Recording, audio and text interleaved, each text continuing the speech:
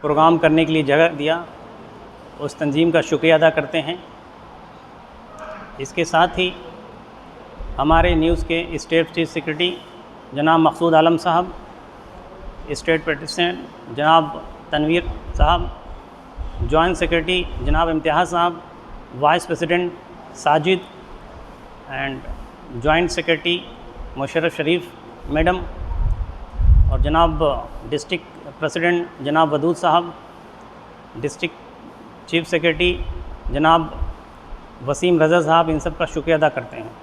साथ में आप लोग जो यहाँ तशरीफ़ लाए, जो भी मेहमान हैं और जिन्होंने इतनी जद्दोजहद करी और अपना कीमती वक्त जो है दिया, इसके लिए मैं सबका शुक्रगुज़ार हूँ। और हम आप सब के लिए काफ़ी जो है, और मेरे लिए ख़ुशी का मौका है कि डिफरेंट एरिया से यहाँ पे जमा हुए हैं, और हमारा जो मकसद है जमा होने का, मैं जो समझता हूँ ये सिर्फ कौम की बका के लिए है। हमारी यहाँ कोई प्रोफेशनल मीटिंग नहीं है, कोई बिज़नेस मीटिंग नहीं है कि हमें कारून का ख़जाना बनाना है या अपने दिल को हमें मुर्दा रखना है। भी हमारा एक मकसद है, जिस मकसद के लिए हम जमा हुए हैं, और इंशाअल्लाह इस पे हम जो न्यूज़ कमेटी है अभी तक, जिसके बारे में आपने जो है मिस तबस्सुम ने जो कि यहाँ की डिस्ट्रिक्ट एजुकेशन सेक्रेटरी हैं, और मिस खदीजा जो कि स्टेट की एजुकेशन सेक्रेटरी हैं, जिन्होंने न्यूज़ कमेटी के बारे में बताया है। लेकिन इंशाअल्लाह अब इसी पे हम आगे जो है आपके सामने पेश करेंगे तफसील से, ताकि बात वाज़ेह हो जाए। उसके बाद हमारी कुछ स्लाइड्स हैं इस सिलसिले में, हम उसको भी दिखाने की कोशिश करेंगे अगर वक्त रहेगा।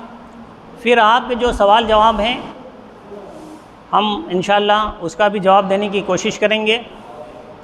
लेकिन याद रखें, यहाँ पे हम शुरू में दो बातें हम बता देंगे। सभी जो सुनने वाले हैं ये दो बातें को अपने जहन में रख लें। मेरी हर तकरीर में ये बात कहता हूँ, इस कौम में हमारा क्या रोल है, ये सबसे बड़ी इम्पोर्टेंट बात है। हमें पूरी कहानी बताने से कोई यहाँ मकसद नहीं है, बल्कि हमारा रोल क्या है।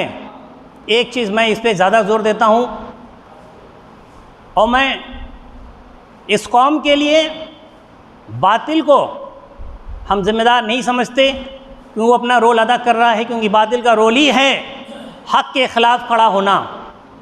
सवाल है, जो अपने आप को ईमान वाला कहते हैं, अहले ज़मीन में अल्लाह का जो नुमाइंदे बन के आए हैं, जो इंसाफ कायम करने की जिनकी ज़िम्मेदारी है, उनका रोल क्या है, ये क्वेश्चन हमारा है। हम अपने रोल को पहले देखेंगे। दूसरी चीज़ जो मैं अपनी महफिल में बताता हूँ, गधा पीछे देखता है, घोड़ा आगे देखता है। गधा पीछे देखता है, घोड़ा आगे देखता है। हमें जो है घोड़ा बनना है, गधा नहीं बनना है, याद रखिए। तो ये दो बातें से इंशाअल्लाह हम अब अपने मिशन को शुरू करते हैं। उम्मीद है कि आप जो है गौर फिक्र करेंगे इंशाअल्लाह। और एक चीज़ यहाँ से आपको लेके जाना है कि वाकई क्या हम कटक की सरज़मीन में एक निज़ाम ऐसा कायम करें जहाँ बातिल को पस्त किया जा सके और हक़ को एक वजूद दिया जाए।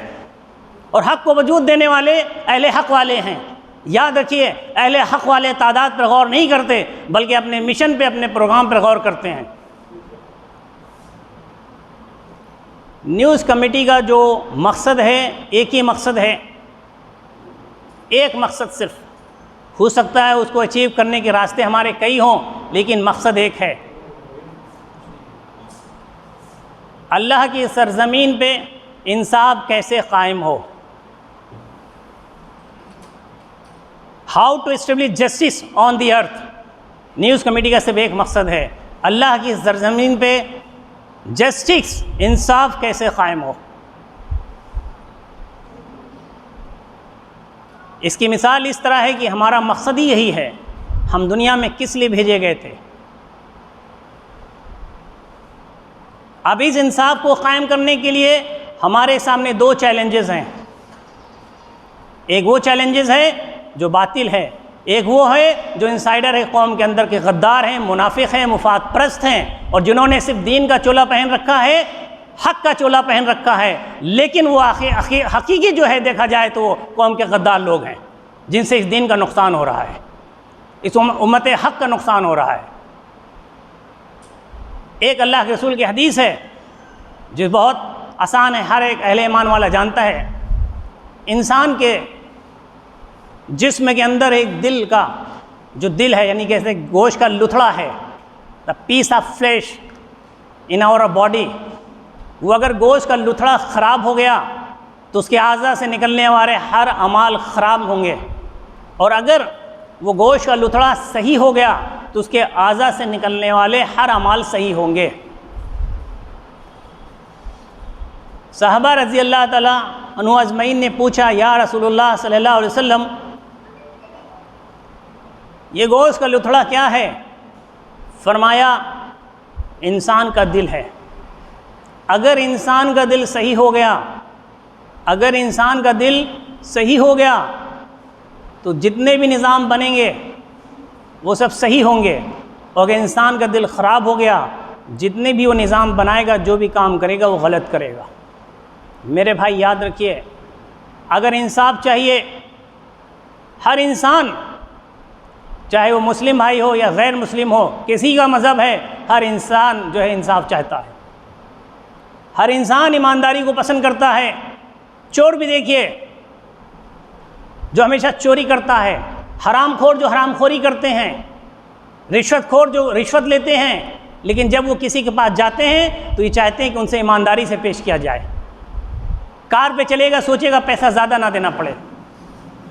ग्रोसरी के शॉप पे जाएगा तो कंसेशन से लेना चाहेगा, सोचेगा हमसे जो, भले वो चोर है लेकिन उम्मीद कैसे रखता है? हक़ की रखता है, ईमानदारी की रखता है। तो इंसाफ एक बहुत बड़ी चीज़ है। तो अगर इस इंसाफ को चाहिए तो याद रखें, जहाँ से कानून नाफिज होते हैं, जहाँ से कानून बनते हैं, जैसे एक भाई ने बताया, हमारा legislative system, judiciary system and executive system, उसमें टॉप पे है जो हमारा लेजिस्लेटिव सिस्टम है, that is the parliament and assembly.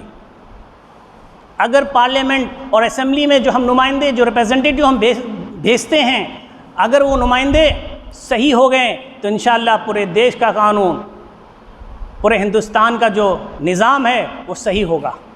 किसी के साथ जुल्म नहीं होगा, किसी के साथ अन्याय नहीं होगा, हर इंसान खुशहाली ज़िंदगी गुजारेगा। लेकिन याद रखिए, जो नुमाइंदे हम भेजते हैं, अगर वो नुमाइंदे गलत निकल गए तो याद रखिए पूरे देश का जो निज़ाम है वो ख़राब हो जाएगा। तो असल चीज़ क्या है? देश कहाँ से चलता है? जैसे इंसान का जो बॉडी है, इंसान के दिल से चलता है, इसी तरह पूरा जो देश है वो पार्लियामेंट से चलता है। कोई स्टेट है वो असेंबली से चलता है, वहाँ कानून बनाए जाते हैं, फैसले लिए जाते हैं, डिसीज़न लिए जाते हैं। अगर वो डिसीज़न सही लिए जाएंगे तो अल्हम्दुलिल्लाह जो निज़ाम होगा सही होगा। आज डिफरेंट बातें हो रही हैं, डिफरेंट चीज़ें हो रही हैं, डिफरेंट अपॉइंटमेंट्स हैं, लेकिन याद रखिए, आज जो इंसान जो परेशान है, मज़हब से परेशान नहीं है। इंसान मज़हब से परेशान नहीं है, आज इंसान अन्याय से परेशान है, इनजस्टिस से परेशान है। अब न्यूज़ कंपनी ने कहा कि भाई अगर हम इस इंसाफ को कायम करना चाहते हैं तो हमारे सामने चैलेंजेस दो हैं। एक हमने बताया आउटसाइडर हैं, एक इनसाइडर हैं। आउटसाइडर कौन है? वो बातिल, जो जुल्म करना चाहते हैं, अन्याय करना चाहते हैं, लोगों के साथ अच्छी तरह पेश नहीं होना चाहते, क्योंकि अगर वो अपना काम अदा नहीं करेंगे तो उनका रोल ख़त्म हो जाएगा। क्योंकि जब तक दुनिया है, याद रखिए, अगर न्याय है तो अन्याय भी है, अगर हक़ है तो बातिल है। जिस तरह खुदा की निज़ाम है, खुदा का, अगर रात है तो दिन भी है, अगर खुशी है तो गम भी है। तो ये हमारे सामने एक पहलू है जो हमेशा कायम रहेगा। अब सवाल है, जिसने जिसकी मेहनत ज़्यादा किया, अल्लाह ने उसे कामयाब कर दिया। अगर अल्लाह की ज़मीन पर जद्दोजहद करने वाले सच्चे लोग रहें, वो जद्दोजहद करते रहें, तो बेशक इंसाफ कायम होगा। अगर जिनके हाथ में ज़िम्मेदारी है, अगर वो अपनी ज़िम्मेदारी से पीछे हट गए, तो याद रखिए बातिल जो है आगे होगा और नाइंसाफ़ी कायम होगी। ये मुकाबला है, याद रखिए। अहले ईमान वालों को जो अल्लाह ने भेजा, उनकी एक ज़िम्मेदारी थी। जब अल्लाह के रसूल तशरीफ़ ले आए, हमें तो बस एक चीज़ समझ में आती है कि भाई हमारा काम है कि हम ईमान की दावत दें। शायद अल्लाह के रसूल का बाकी काम हम नज़रअंदाज कर देते हैं। पहली वही जब नाजिल हुई थी, इक़रा बिस्मि रब्बी, उस वक्त जब आप अल्लाह के रसूल मोहम्मद सल्लल्लाहु अलैहि वसल्लम जब आप तशरीफ़ लाए, आपको कपकपी हो रही थी, शिवरिंग हो रही थी। आपने खदीजा रज़ी अल्लाह तआला अन्हा से कहा कि मुझे बड़ा अजीब सा लग रहा है, मुझे खौफ हो रहा है कहीं मेरी जान ना चली जाए। आपने फरमाया आप परेशान ना हो, आप परेशान ना हो। आगे जवाब क्या दिया आपने? खदीजा रज़ी अल्लाह तआला ने नहीं फरमाया या मोहम्मद सल्लल्लाहु अलैहि वसल्लम, या अल्लाह के रसूल, आप तो गारे हिरा में जा रहे हैं, आप अल्लाह की इबादत करते हैं, आप तो घर भी नहीं आते, अल्लाह आपको ज़ाया नहीं कर। ये जवाब नहीं दिया। क्या जवाब दिया? आप गरीबों के मसीहा हैं, आप सादिक हैं, सच्चे हैं, ईमानदार हैं, आप अमीन हैं, अमानत को आप रखते हैं। अल्लाह आप क्या, आपकी आने वाली नस्लों को भी ज़ाया नहीं करेगा। चुनाचे पहला सबक जो हज़रत खदीजा रज़ी अल्लाह तआला अन्हा से जो मिलता है, जो रसूल पाक सल्लल्लाहु अलैहि वसल्लम को नसीहत कर रही हैं, फरमा रहे हैं, अल्लाह के निज़ाम उन लोगों से लिए है जो कौम पर रहम करती है। जो लोग कौम पर रहम करते हैं, अल्लाह का निज़ाम उनके साथ है। तो आज जो है, और आखिरी बात, जब अल्लाह के रसूल के जवाब दुनिया से तशरीफ़ ले गए हैं, उस बात की भी गौर फरमा लीजिए। एक वो वक्त था जब वही नाजिल हुई, एक वो वक्त है जब आप दुनिया से तशरीफ़ ले जा रहे हैं। क्या बात करी आपने? आज से मैं काला गोरा, अरबी अज़मी, औरत आदमी, अमीर गरीब, सबको मैं रौंद देता हूँ, ख़त्म कर देता हूँ, नो डिफरेंस। अब कोई डिफरेंस नहीं रहेगा इस नबूवत के बाद, अब कोई डिफरेंस नहीं रहेगा। फिर अल्लाह के रसूल क्या चीज़ बाकी है? का बस दो बातें मैं बता रहा हूँ। एक, जिसके दिल में खौफ खुदा होगा, जिसके दिल में खौफ खुदा होगा, जो अल्लाह से डरता होगा और जिसने तक़वा इख्तियार किया। अगर कोई अल्लाह से डर रहा है, अल्लाह के करीब है, जिसने तक़वा इख्तियार किया वो अल्लाह के करीब है। डरने का मतलब आप लोग समझते हैं, तक़वे का यहाँ मतलब ये है जिसने अपने आप को नाजायज़ उमूर से बचा लिया, गलत कामों से बचा लिया, वो तक़वे पे चल रहा है। तक़वे का मतलब नहीं है बहुत बड़ा तहज्जुद गुज़ार है, माफ़ करिएगा, बहुत रोज़ा रखता है, हमेशा अल्लाह अल्लाह करने से तक़वा नहीं कहते हैं। तक़वा उसे कहते हैं जो अपने आप को गलत कामों से बचा ले। क्वेश्चन सुनने में बहुत आसान होता है। आज हम पूछे, बताइए इस कौम के अंदर नमाजी ज़्यादा हैं कि सच बोलने वाले ज़्यादा हैं? तो इसका जवाब खुद ढूंढ लीजिएगा आप। तो यहाँ पे देखिए, इबादत का जिक्र नहीं हुआ, यहाँ इंसान की पर्सनालिटी का जिक्र हुआ। अगर वो अल्लाह से डरता रहेगा और तक़वा इख्तियार करेगा तो अल्लाह रब्बुल इज़्ज़त उसे कामयाब कर देंगे। वहाँ पे जब पहली वही नाज़िल हुई, वहाँ भी इबादत का जिक्र नहीं हुआ, जबकि आप कह सकते नहीं, या मोहम्मद सल्लल्लाहु अलैहि वसल्लम, आप तो इतने दिन तक जो है गारे हिरा में जा रहे हैं, अल्लाह को क्यों जाए? आप तो अल्लाह को याद करें। वहाँ भी अल्लाह का नाम नहीं आया। फरमाया आप बंदों के साथ रहम करते हैं, गरीबों के मसीहा हैं, लोगों के काम करते हैं, आप सादिक हैं, अमीन हैं। इसी बीच एक और बीच, ये एक ईमान का आना यानी नबूवत का मिलना और दुनिया से उनके बीच एक वाक़या और मैं बताऊँगा कि फरमाया उम्मत के साथ बर्बादी का आलम क्या होगा, जिसका मफ़हूम है। लोगों ने कहा क्या आलम होगा बर्बादी का? कि तुम दस्तरखान पर रहोगी, तुम्हें दस्तरखान भी जिस तरह लोग खाना खाते हैं उस तरह जो मैं तुम्हें चुन चुन के लोग ख़त्म कर देंगे। तो साहबा ने पूछा, या अल्लाह के रसूल, क्या हमारे पास माल कम होगा? क्या हमारे पास दौलत कम होगी? मैं उन लोगों से कहता हूँ जो माल और दौलत को बताते हैं अपना सरमाया, मैं उनकी बात कर रहा हूँ। क्या हमारे पास माल कम होगा? क्या हमारे पास दौलत कम होगी? प्रॉपर्टी कम होगी? माल कैश ख़त्म हो गया? हमारे पास जो है आबादी नहीं होगी? क्या हमारी तादाद नहीं होगी? कि नहीं। फिर क्या होगा? तुम में मौत का खौफ पैदा हो जाएगा। किसका खौफ? मौत का खौफ पैदा हो जाएगा। अल्लाह से आने के लिए तुम डरने लगोगे। और याद रखो, जिसके दिल में मौत का खौफ आ गया तो फिर उम्मत मुहम्मदिया के लिए वो कुछ नहीं कर सकता। सहाबा की सीरत थी, मौत को आना मकबूल समझते थे। इब्राहीम अलैहिस्सलाम का जो वाक़या है, जब फरिश्ते ने जो है कहा मैं तुम्हें लेने आया हूँ, कहा क्या कोई दोस्त को बुलाता है? इब्राहीम अलैहिस्सलाम ने, क्योंकि इब्राहीम अलैहिस्सलाम अल्लाह के दोस्त कहलाते थे, कहा क्या कोई दोस्त को बुलाता है? तो जो है फरिश्ता ये जवाब लेके अल्लाह के पास गया कि अल्लाह वो तो इब्राहिम कह रहे हैं क्या कोई दोस्त को मारता है, बुलाता है, मार देता है?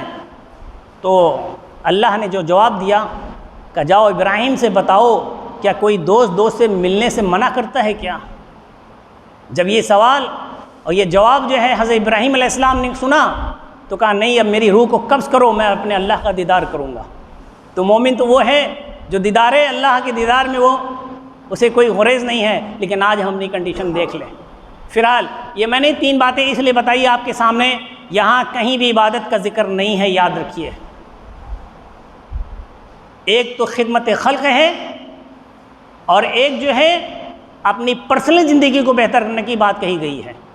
इंसान को पैदा किया दर्द इंसान के लिए, कम नहीं थे फरिश्ते इबादत के लिए। बहुत से फरिश्ते हैं अल्लाह की इबादत के लिए। तो इंसान का क्या वजूद है? इंसान के दर्द को समझना। अगर हम इंसान हो गए इंसान के दर्द को नहीं समझ सकते तो कोई मतलब नहीं है हमारे वजूद का। किसी ने कहा अगर हम सब इल्म रखते हुए, माल रखते हुए, वक्त रखते हुए अगर हम कौम की मदद कर सकते हैं लेकिन हम कौम की मदद नहीं करते तो हमारी हैसियत इस रोहे ज़मीन में सिर्फ जिंदा लाश के अलावा कुछ नहीं है। We are like the dead body on this earth if we have capacity to with a lot thing with the public but we are not doing. हमारी हैसियत सिर्फ जिंदा लाश के अलावा कुछ नहीं है, याद रखिए। हो जाए कितने बड़े होगा, हो सकता है आपके पास कारून का ख़जाना हो, इल्म का समंदर हो आप। और अभी जो इतनी देर से इल्म की बात कही जा रही है, इल्म एक रोशनी है, याद रखिए। इल्म क्या है? रोशनी है। और इल्म वो चीज़ है, अगर इंसाफ नहीं है तो इल्म का कोई मतलब नहीं होता, याद रखिएगा। अगर शऊर नहीं है तो इल्म का कोई मतलब नहीं होता, और अमल नहीं है तो इल्म का कोई मतलब नहीं होता। लोग ये क्वेश्चन पूछते हैं, आपके कमेटी का नाम है नेशनल एजुकेशनल वेलफेयर सोसाइटी, इसमें एजुकेशन की बात कही गई है। हमने कहा हाँ, आप जिस एजुकेशन की बात करते हैं नेशनल कमेटी उस एजुकेशन का डिस्क्राइब नहीं करती। सवाल ये है ऐसा इल्म जो मुझे हक़ की तरफ ना चला सके, ऐसा इल्म जो मुझ में इंसानियत पैदा ना कर सके, ऐसा इल्म जो हमें अल्लाह की मार्फत ना दे दे, ऐसा इल्म जो इंसानों पर रहम करने का जज्बा ना पैदा हो, ऐसा इल्म जो रोशनी ना पैदा हो। लेकिन हमने अपने इल्म को महदूद कर दिया और हमने अपने इल्म को क्या किया? आज बताइए कितने लोग हैं, कोई बीटेक करना चाहता है, कोई एमसीए करना चाहता है, हाँ, कोई रिसर्च करना चाहते हैं। कितने लोगों की मंशा होगी? दिल से पूछिए। यहाँ जवाब कुछ दे सकते हैं आप, लेकिन अपने दिल से इनकी मंशा क्या होती है? क्या कौम में रोशनी पैदा करेंगे? आज हम बातिल का नाम लेते हैं कि बातिल जुल्म कर रहा है। सवाल बातिल जुल्म नहीं करता, बातिल का कोई काम है जुल्म करना। तो हमारे सामने चैलेंजेस हैं। क्या हमारे पास आईएएस ऑफिसर नहीं थे? क्या हमारे पास एमएलए नहीं थे? क्या एमपी नहीं थे हमारे पास? क्या हमारे पास मालदार नहीं थे? क्या हमारी तादाद नहीं थे? सब चीज़ें थीं, लेकिन जो हक़ दे के दिया गया था उस हक़ को हमने अदा नहीं किया और अपनी पूरी जिम्मेदारियां हमने गैरों पर लाद दिया कि गैर जुल्म कर रहे हैं। जैसे कि एक है, एक डीएम को मुकर्रर किया, डिस्ट्रिक्ट मजिस्ट्रेट को मुकर्रर दिया कि आप किसी शहर में लॉ एंड ऑर्डर को मेंटेन करेंगे। क्या मेंटेन करेंगे? लॉ एंड ऑर्डर को मेंटेन करेंगे। और वो अपनी ज़िम्मेदारी को ना अदा करे और उसके बाद वो पब्लिक से कहे क्या करते हो तुम? जो जिम्मेदारी उसकी थी मेंटेन करना लॉ एंड ऑर्डर, वो पब्लिक से क्वेश्चन कर रहा है, व्हाट आर यू डूइंग? उसी तरह आज अहले ईमान वाला जिसको अल्लाह ने भेजा है कि अल्लाह की ज़मीन में इंसाफ कायम करो, लोगों के फंडामेंटल राइट्स, लोगों के फंडामेंटल ड्यूटीज़, लोगों के directive principle of state policy पे जो अमल किया जाए ताकि जुल्म ना हो, इंसाफ कायम हो, आज वो जो है अपनी दुनिया में मस्त हो गया और अपनी पूरी जिम्मेदारी जो है गैरों पर उसने डाल दिया। बड़ा हैरत होती है जब मस्जिदों में हम दुआ मांगते हैं, अल्लाह जालिम को तबाह करते हैं, जालिम को तबाह करते हैं। मुझे इस दुआ में बहुत हंसी आती है, नदामत होती है इस दुआ पे। मुझे पीछे से मैं सोचता हूँ अल्लाह की तरफ से, जाओ भाई मेरे बंदे बता, तू कहता है जालिम को बर्बाद कर दे, तो बता जालिम को बर्बाद करने की, जालिम को रोकने के लिए तूने क्या कदम उठाया? तेरी ज़िंदगी तो कारून का ख़जाना लपेटने में लग रही है, तो कहता है जालिम को बर्बाद कर दे। कुरान फरमाता है तुम मेहनत किसी चीज़ की करते हो और दुआएं किसी चीज़ की करते हो। एक बच्चा है जिसे डॉक्टर बनना है, शौक़ है डॉक्टर बनने का, और मेहनत कर रहा है इंजीनियरिंग बनने का। क्या अल्लाह से मजाक कर रहे हो तुम लोग? ईमान वालों के अल्लाह से मजाक करते हो? दुनिया को अपना तुम मकसद समझ रखे हो, दुनिया में कारून का खजाना इकट्ठा करना चाहते हो, फिर कहते हो अल्लाह जालिमों को बर्बाद कर दे। फिलहाल मैं ये कह रहा था कि हमारे सामने दो चीज़ें हैं, एक है इनसाइडर और एक है आउटसाइडर। आउटसाइडर से कोई गिला शिकवा नहीं, क्योंकि जब इनसाइडर सही हो जाएगा तो आउटसाइडर को हम देख लेंगे।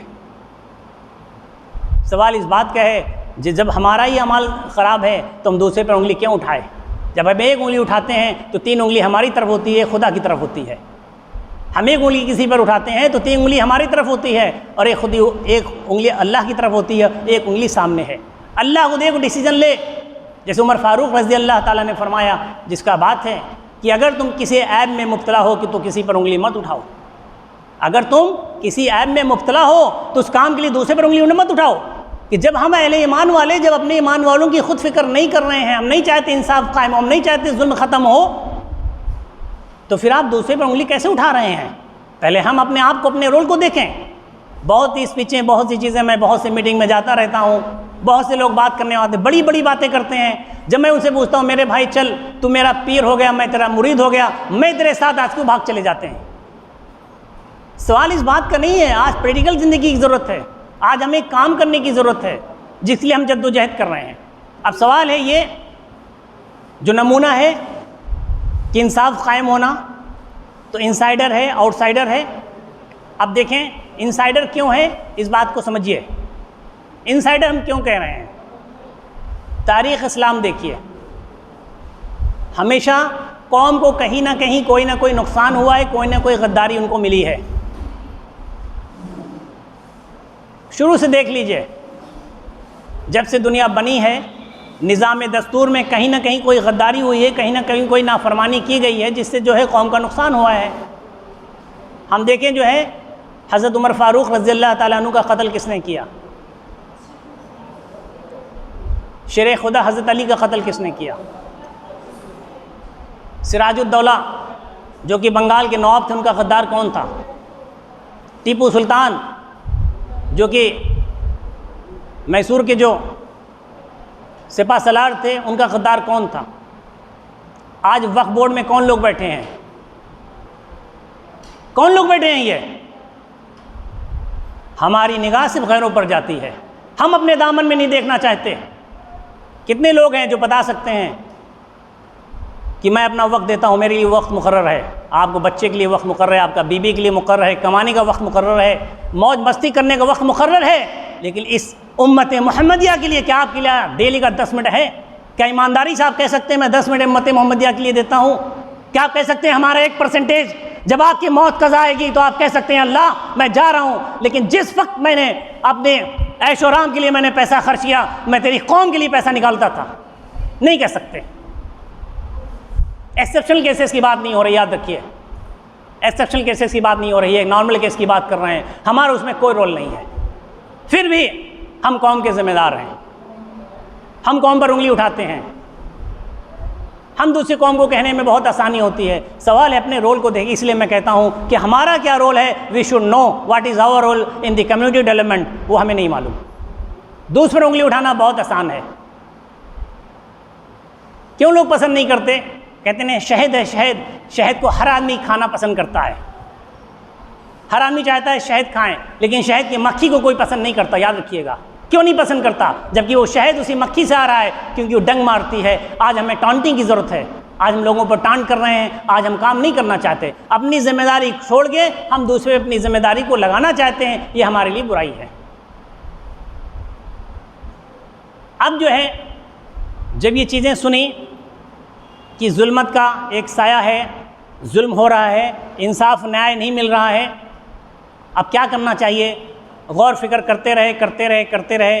फिर न्यूज़ कमेटी ने कहा भाई हम जो है इस निज़ाम आलम की बात करेंगे, हुकूमत में तो हमारी ज़रूरत हो या ना हो, लेकिन हमें ये इंश्योर होना है कि अल्लाह की ज़मीन पे किसी के हुकूक पामाल ना किए जाएं। हर इंसान को जीने की आज़ादी है और इंसान जो है जीने का पूरी तसव्वुर के साथ उसे अल्लाह की ज़मीन पे जीना है और हक़ के साथ जीना है। तो 5 बातें हमने जो अपने मिशन में रखी, अपने प्रोग्राम में रखी।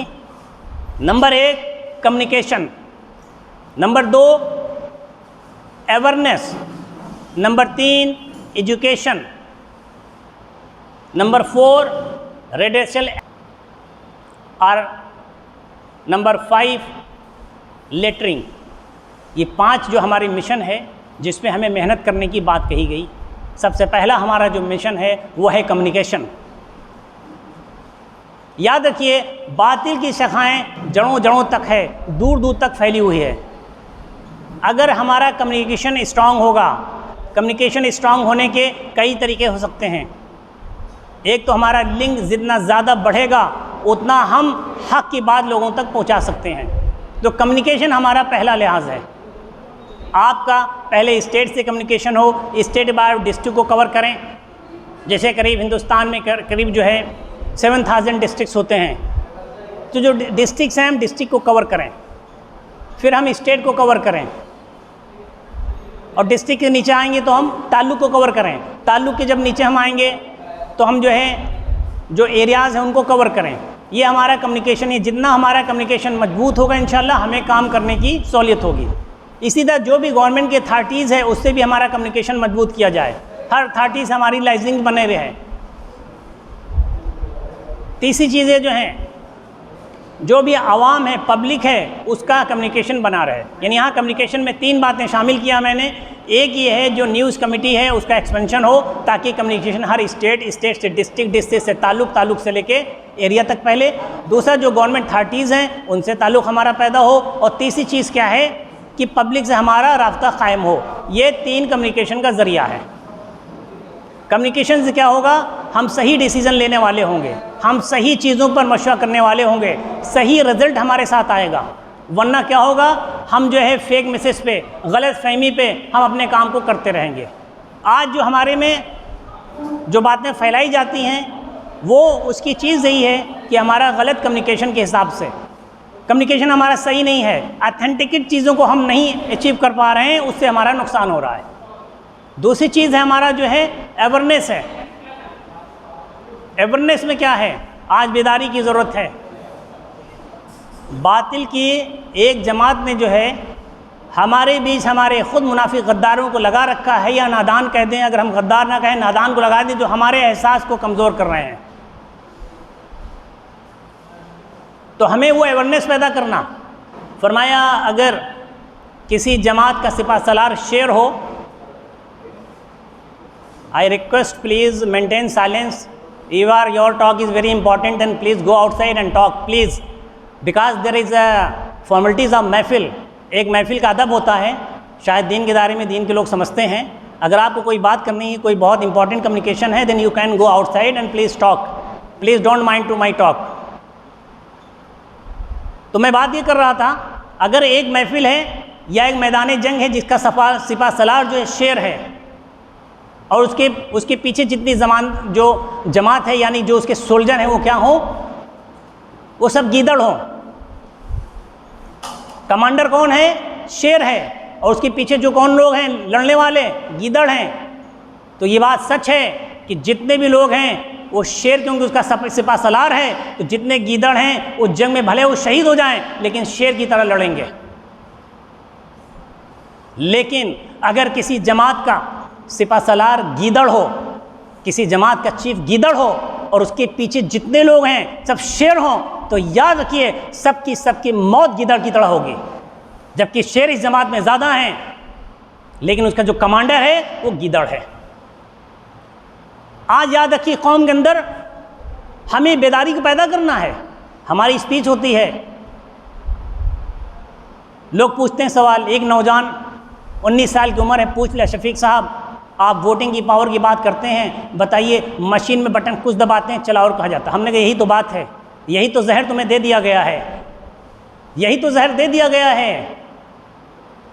हम जो सिक्वेंशियल प्रमोशन उस पर गौर नहीं करते, आउट ऑफ 10 प्रमोशन में ज़्यादा गौर करते हैं। एक बिल्ली घर में 2-2 बच्चा देती रहे, हम उस पर कभी गौर नहीं करते। जो 3 बच्चा देती है उस पर गौर करते, कहते हैं अब ये सोचते सभी बिल्ली 3 बच्चे देती है। हमारी सोच इस तरह की है। अब जब बच्चों के जहन में ये बात आ जाएगी कि हम अगर वोटिंग मशीन में ये बटन दबाएंगे, हम जिसको चाहेंगे नहीं जाएगी, तो वो क्या डिसीजन लेगा। ये बातिल की साजिश है जो हमारे हौसले को पस्त कर दिया है। एजुकेशन के मामले में अच्छे अच्छों के देखा है, गैरों का ज़माना है, सिलेक्शन नहीं होता। दिल की बात जाइए, किसी के पास बहुत दिल, जो दीन का अपने आप को बहुत बड़ा आलिम समझता है, उसकी दिल की बात टटोलिए, पूछिए, बताइए बताइए बताइए, आखिर में यही कहेगा तासुब का ज़माना है, सिलेक्शन नहीं होता। जब आप ये बातें अपने बच्चों के दिल में डालेंगे तो शेर पैदा होंगे, गीदड़ होंगे वो। हाँ, आपने कभी नहीं कहा बेटा रोहे ज़मीन कहीं से कहीं चला जाए, मेरा फैसला करने वाला मेरा अल्लाह है, कभी हम इस पर गौर नहीं करते।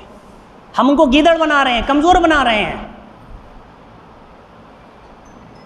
एक किसी के साथ जुल्म हो जाता है, वो FIR के लिए कोई औरत चलती है, आदमी चलती है, मिल जाते हैं 4 एजुकेटेड आदमी, नहीं करप्शन का ज़माना है, कोई FIR तुम्हारी नहीं लिखेगा। आप इस तरह की चीज़ें जो पैदा कर रहे हैं, आने वाली नस्लों को आप तबाह कर रहे हैं, याद रखिए। बहुत कुछ होता है, बहुत कुछ होता गलत, बहुत कुछ है, लेकिन इस मैसेज से क्या कौम को क्या मैसेज जाएगा। होता है, आप उस पोजीशन पर रहेंगे तो क्या करेंगे बताइए। आप प्रेसिडेंट हैं किसी जमात के, आपके सामने अपॉइंटमेंट दिया गया है, आप किसी जो है सिलेक्शन बोर्ड के प्रेसिडेंट हैं, तो आपकी कोशिश रहेगी या नहीं रहेगी। अगर आपका कोई रिलेटिव होगा तो आप कुछ ना कुछ तो फेवर करेंगे, ऐसा तो नहीं है। तो सवाल है, हमारे बच्चों में ये एहसास कमतरी पैदा करने का मतलब नहीं है, तो ये अवेयरनेस पैदा करना नहीं, ऐसा नहीं है। वोट तुम जिसको डालोगे उसी को जाएगा। तुम बेटा मेहनत करोगे, तुम कामयाब करोगे कि मेरा हामी और सामी मेरा अल्लाह है, ये बात समझाना। हम बातिल की ताकतों का जिक्र ज़्यादा करते हैं। अभी यहाँ मैंने बहुत स्टेज पे देखा, सब बातिल की ताकतों की बात कर रहे हैं। जेल में चला जाएगा तो मार दिया जाएगा, तो ऐसा हो जाएगा। याद रखिए, अगर चाहते हैं कौम में बुलंदी पैदा हो तो उन बुलंद लोगों की बात करिए, मुर्दों की बात मत करिए। याद रखिए, अपनी नस्लों को कमज़ोर मत करें। नस्लों को आज बुलंदी की ज़रूरत है, वो एक एहसास की ज़रूरत है जो उनको समुंदर की तरफ ले जाए। ऐसे एहसास की ज़रूरत नहीं है जो उनको नामर्द बना दे, ऐसे लोगों की ज़रूरत नहीं इस कौम में। तो अवेयरनेस पैदा करना, फंडामेंटल राइट्स पे गौर करना, बताना हमारे फंडामेंटल राइट्स क्या हैं। हम इस महफिल में बैठे हैं, वो कौन सा अधिकार है, कौन सा इंडियन कॉन्स्टिट्यूशन, कौन सा आर्टिकल जिसके थ्रू हम यहाँ बात कर रहे हैं वो आप सुन रहे हैं। हम सफ़र कर रहे हैं वो कौन सा आर्टिकल है, किसी शहर में हम बस रहे हैं वो कौन सा आर्टिकल है, इंडियन कॉन्स्टिट्यूशन क्या कहता है। उनको फंडामेंटल राइट्स से हमारी बहनों को, हमारे जो है बच्चों को वाकिफ़ कराना, उसकी मेहनत करना। फंडामेंटल राइट्स ही नहीं है, हुकूक हैं, बुनियादी हुकूक हैं। अल्लाह के रसूल जब दुनिया में तशरीफ़ लाए बता दिया, शौहर का बदला बीवी से नहीं लिया जाएगा, बीवी का बदला शौहर से नहीं लिया जाएगा। अगर कोई गलती बाप ने किया है तो उसकी सज़ा बाप को मिलेगी, बेटे को नहीं मिलेगी। लेकिन हम फंडामेंटल राइट्स पे भी हम जो है नाकाम हैं, हम उसकी बात ही नहीं करते।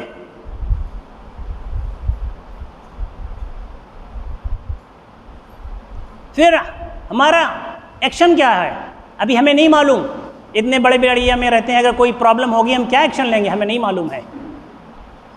पुलिस थाने जा रहे हैं, FIR नहीं हो रहा है, हमें नहीं मालूम, हम कोई एक्शन नहीं, हमें नहीं मालूम। कोई घर में नहीं है, पुलिस वाले आ रहे हैं, क्या करेंगे हमें नहीं मालूम। हमें कोई भी फंडामेंटल राइट्स के बारे में नहीं मालूम, ना हम जानना चाहते, ना आवाम में से आम करना चाहते हैं। हम ज़रूर इतना कहते हैं यहाँ पे नौकरी करोगे 15,000 मिलेगा, इमीडिएट मिलेगा, हम इसकी बात करते हैं, उनमें फंडामेंटल राइट्स नहीं है। एक शायद आपके बाद में एक बात आई होगी कि आखिर शफीक साहब जुल्म को ही ख़त्म करने की बात क्यों कर रहे हैं, इंसाफ कायम, बहुत से पहलू हैं। तो याद रखिए, किसी जो कंट्री का जो निज़ाम होता है वो एक कानून के तहत चलता है। आप नौजवानों को इंजीनियर बनाइए और बातिल का फेक इनकाउंटर्स करेगा, क्योंकि पावर उसके पास है। याद रखिए, आप लड़कियों को अच्छी तालीम दीजिए, बातिल उनका इस्तेमाल करेगा। आप महल खड़ा करिए, बातिल उसको ख़त्म कर देगा, क्योंकि हुकूमत जिसके है निज़ाम ही है। और अल्लाह के रसूल ने इसके बारे में बहुत वाज़ेह कर दिया। याद रखिएगा, अगर कोई बातिल किसी तख्त व ताज पे आया है तो याद रखिए अपनी ताकत से आया है। तो अगर वो आपको वो चुकनाचूर भी कर सकता है, इसमें कोई दो राय नहीं है। अगर आप उससे टकराना चाहते हैं तो उसके टकराने की वही शक्ल होगा जिस रास्ते से वो आया है, उसी रास्ते से आपको हटाना है। आज डेमोक्रेसी से लोग सीट पे बैठते हैं, तो उस डेमोक्रेसी को आपको अडॉप्ट करना है। तो अगर इंसाफ जिंदा होगा तो हमारे हर महकमे सही होंगे। कितनी बातों पे आवाज़ उठाएंगे आप बताइए। आज एनआरसी है, हमारे पास ये 70 लिस्ट है, अभी आपके सामने पढ़ देंगे। कितनी चीज़ों को ख़त्म करेंगे आप? वो छेद जो है उस हर छेद को भरने की कोशिश करें। एक छेद आप दबाते हैं, दूसरा छेद शुरू हो जाता है, पानी टपकना शुरू हो जाता है होल से। आप नहीं सोच रहे हैं वो जो पानी है उस पानी को ख़त्म कर दिया जाए या उस टैंक को बदल दिया जाए, आप इस पर नहीं सोच रहे हैं, आप शॉर्टकट मारना चाहते हैं। क्या हमारा जिम्मेदारी नहीं थी? क्या आप ये इंसाफ की उम्मीद क्या बातिल से रखते हैं? क्या इंसाफ की उम्मीद आप बातिल से रखते हैं?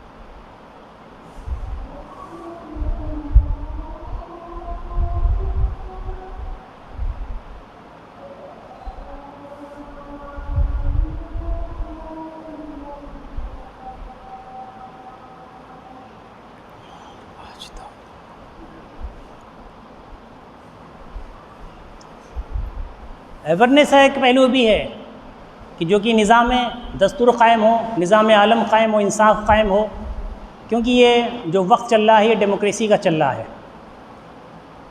और डेमोक्रेसी में जो निज़ाम इंसाफ क़ायम होना है उसके लिए सही नुमाइंदे जो है पार्लियामेंट जाना।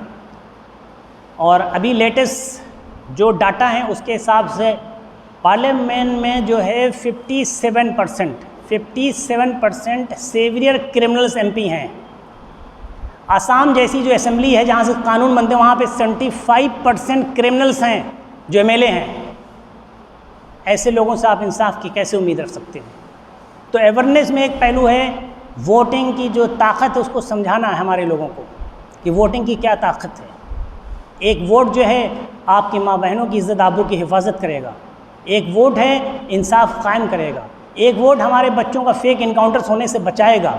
एक वोट है हमारे बच्चे जो 36% जेलों के पीछे सड़ रहे हैं उनको निकालने का ज़रिया बनेगा। हमें वोटिंग की पावर बताना, कुरान की उस आयत को बताना जहाँ अल्लाह ने कहा है ईमान वाले सही गवाही दो। जब तुम बातिल को वोट देते हो, ना हक वालों को वोट देते हो, गलत लोगों को वोट देते हो, तो तुम कुरान की उस आयत का तुम ठुकरा रहे हो, तुम उसके ख़िलाफ़ जा रहे हो। वोट की पावर बताइए। हज़रत इमाम हुसैन रज़ी अल्लाह ताला की शहादत को बताइए। करबला की सरज़मीन में 72 लोगों के साथ, जिसमें बुज़ुर्ग भी थे और शेर खां दूध पीता हुआ बच्चा भी था। हज़रत इमाम हुसैन रज़ी अल्लाह ताला अन्हु ने शहादत का जाम पी लिया, लेकिन बातिल की पैरवी नहीं करी, बैत नहीं किया। उस वक्त का रुख था अगर कोई बादशाह बन भी जाए अपनी ताकत से, जब तक नवासे रसूल यानी उस वक्त जो खलीफा का जो निज़ाम चलता था, जब तक वो ओके नहीं कर देते थे कोई उनको अपना बादशाह नहीं मानता था। क्या था, हज़रत इमाम हुसैन सिर्फ ओके कर देते कि यजीद हम तुम्हारे साथ हैं, सिर्फ एक लफ्ज़ कहना था, इससे ज़्यादा कुछ नहीं था। उस वक्त बादशाह तो बन ही गया था, वो तख्ताज उसके हाथों में था, लेकिन आपने बैत नहीं किया। आपने कहा मैं अल्लाह को क्या गवाही दूंगा, अल्लाह के सामने क्या जवाब दूंगा, अपने नाना के सामने क्या जवाब दूंगा? या हुसैन तुमने बातिल से पैरवी कर ली, बातिल से तुमने बैत कर लिया। लेकिन आज हमें समझाना अपने नौजवानों को, अपने लोगों को, एक एक वोट को 1000 रुपये में बेच देते हैं, 1000 रुपये में बेच रहे हैं। आप जालिम का तो लाने का खुद जरिया बन रहे हैं और फिर कहते हैं कि मजबूरी में बेचा है, गरीब आदमी है। तो मैं कहता हूँ अगर गरीब है तो कोई गरीब अपनी बच्ची को किसी रेपिस्ट के हवाले नहीं करता 1000 रुपये में। कोई समझदार इंसान अपने बच्चों का खून 1000 में बहाने का ऐसे लोगों की इजाज़त नहीं देता। आज एक वोट जितना आपने 1000 रुपये में बेचे हैं, याद रखिए, करिए यही एक वोट कल जालिम को आपके सामने मुसल्लत करेगा। फिर मत कहिए अल्लाह मेरे साथ जुल्म किया, और अल्लाह फिर पीछे से कहेगा ऐ मेरे बंदे, जुल्म मैंने नहीं किया, जुल्म तो तुमने कहा। आज निज़ाम आलम की बात है, अवेयरनेस बताइए कि जिस तरह हम अपनी पर्सनल लाइफ को बनाने की कोशिश करते हैं, इसी तरह निज़ाम आलम को इंसाफ कायम करने की हमारी ज़रूरत है, हमें करना है। अल्लाह के रसूल ने फरमाया जिसका मफ़हूम है हुस्न तदबीर से बढ़कर कोई अक्लमंदी नहीं होती, there is no intelligence but your better planning. अगर आप चाहते थे, जो भी लश्कर जाता था अल्लाह के रसूल ये नसीहत फरमाते थे, निज़ाम बनाओ, निज़ाम बनाओ। तुम पर्सनल ज़िंदगी में निज़ाम बनाना चाहते हो, लेकिन उम्मत मोहम्मदिया के लिए तुम्हारे पास कोई निज़ाम नहीं है। गौर करिए हमारा क्या है, क्या कोई निज़ाम है? कोई निज़ाम, कोई निज़ाम नहीं है। अगर हम कुछ लोग दीन में लगे हुए हैं या कुछ लोग हम किसी काम में लगे हैं तो उसका मकसद नहीं है, ना तो दिल का कोई सानी, ना तो कोई अपनी मंजिल, चला जा रहा हूँ फिर भी किसी अजनबी के पीछे। एक आदमी कह रहे हैं खूब काम कर रहे हैं, खूब काम कर रहे हैं, क्या मकसद है कुछ पता नहीं, बस कर रहे हैं, काम खूब कर रहे हैं, झूम रहा है अपने काम करने में, मैंने ये किया, मैंने वो किया। काम तो एक ही है, इंसाफ। जुल्मत को ख़त्म कर दो अल्लाह की ज़मीन से, इंसाफ कायम करो, रोशनी कायम करो। हम उस पर कोई जद्दोजहद करने को तैयार नहीं है। ये अवेयरनेस पैदा करना, तदबीर बनाना, अपने कामों में निज़ाम बनाना। अगर निज़ाम बनाओगे, कहते हैं 313, हमें क्या क्या जहर बनाया पिलाया गया, 313 उनका ईमान मजबूत था। ईमान की डिग्री पूछा जाए जवाब नहीं, ईमान मजबूत था, बस वो झूम रहा है 313, सुभान अल्लाह अल्हम्दुलिल्लाह कह के झूम रहा है वो, बस 313। अरे 313 का निज़ाम क्या था? पॉलिटिकल निज़ाम बताओ।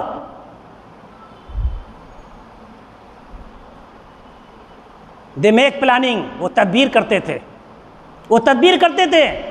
अल्लाह की ज़मीन पे जुल्म कैसे ख़त्म हो उसकी तदबीर करते थे। They make planning, they implement that, उस पर अमल करते थे, अपने कदमों को लगा देते थे, अपनी जानों को लगा देते थे।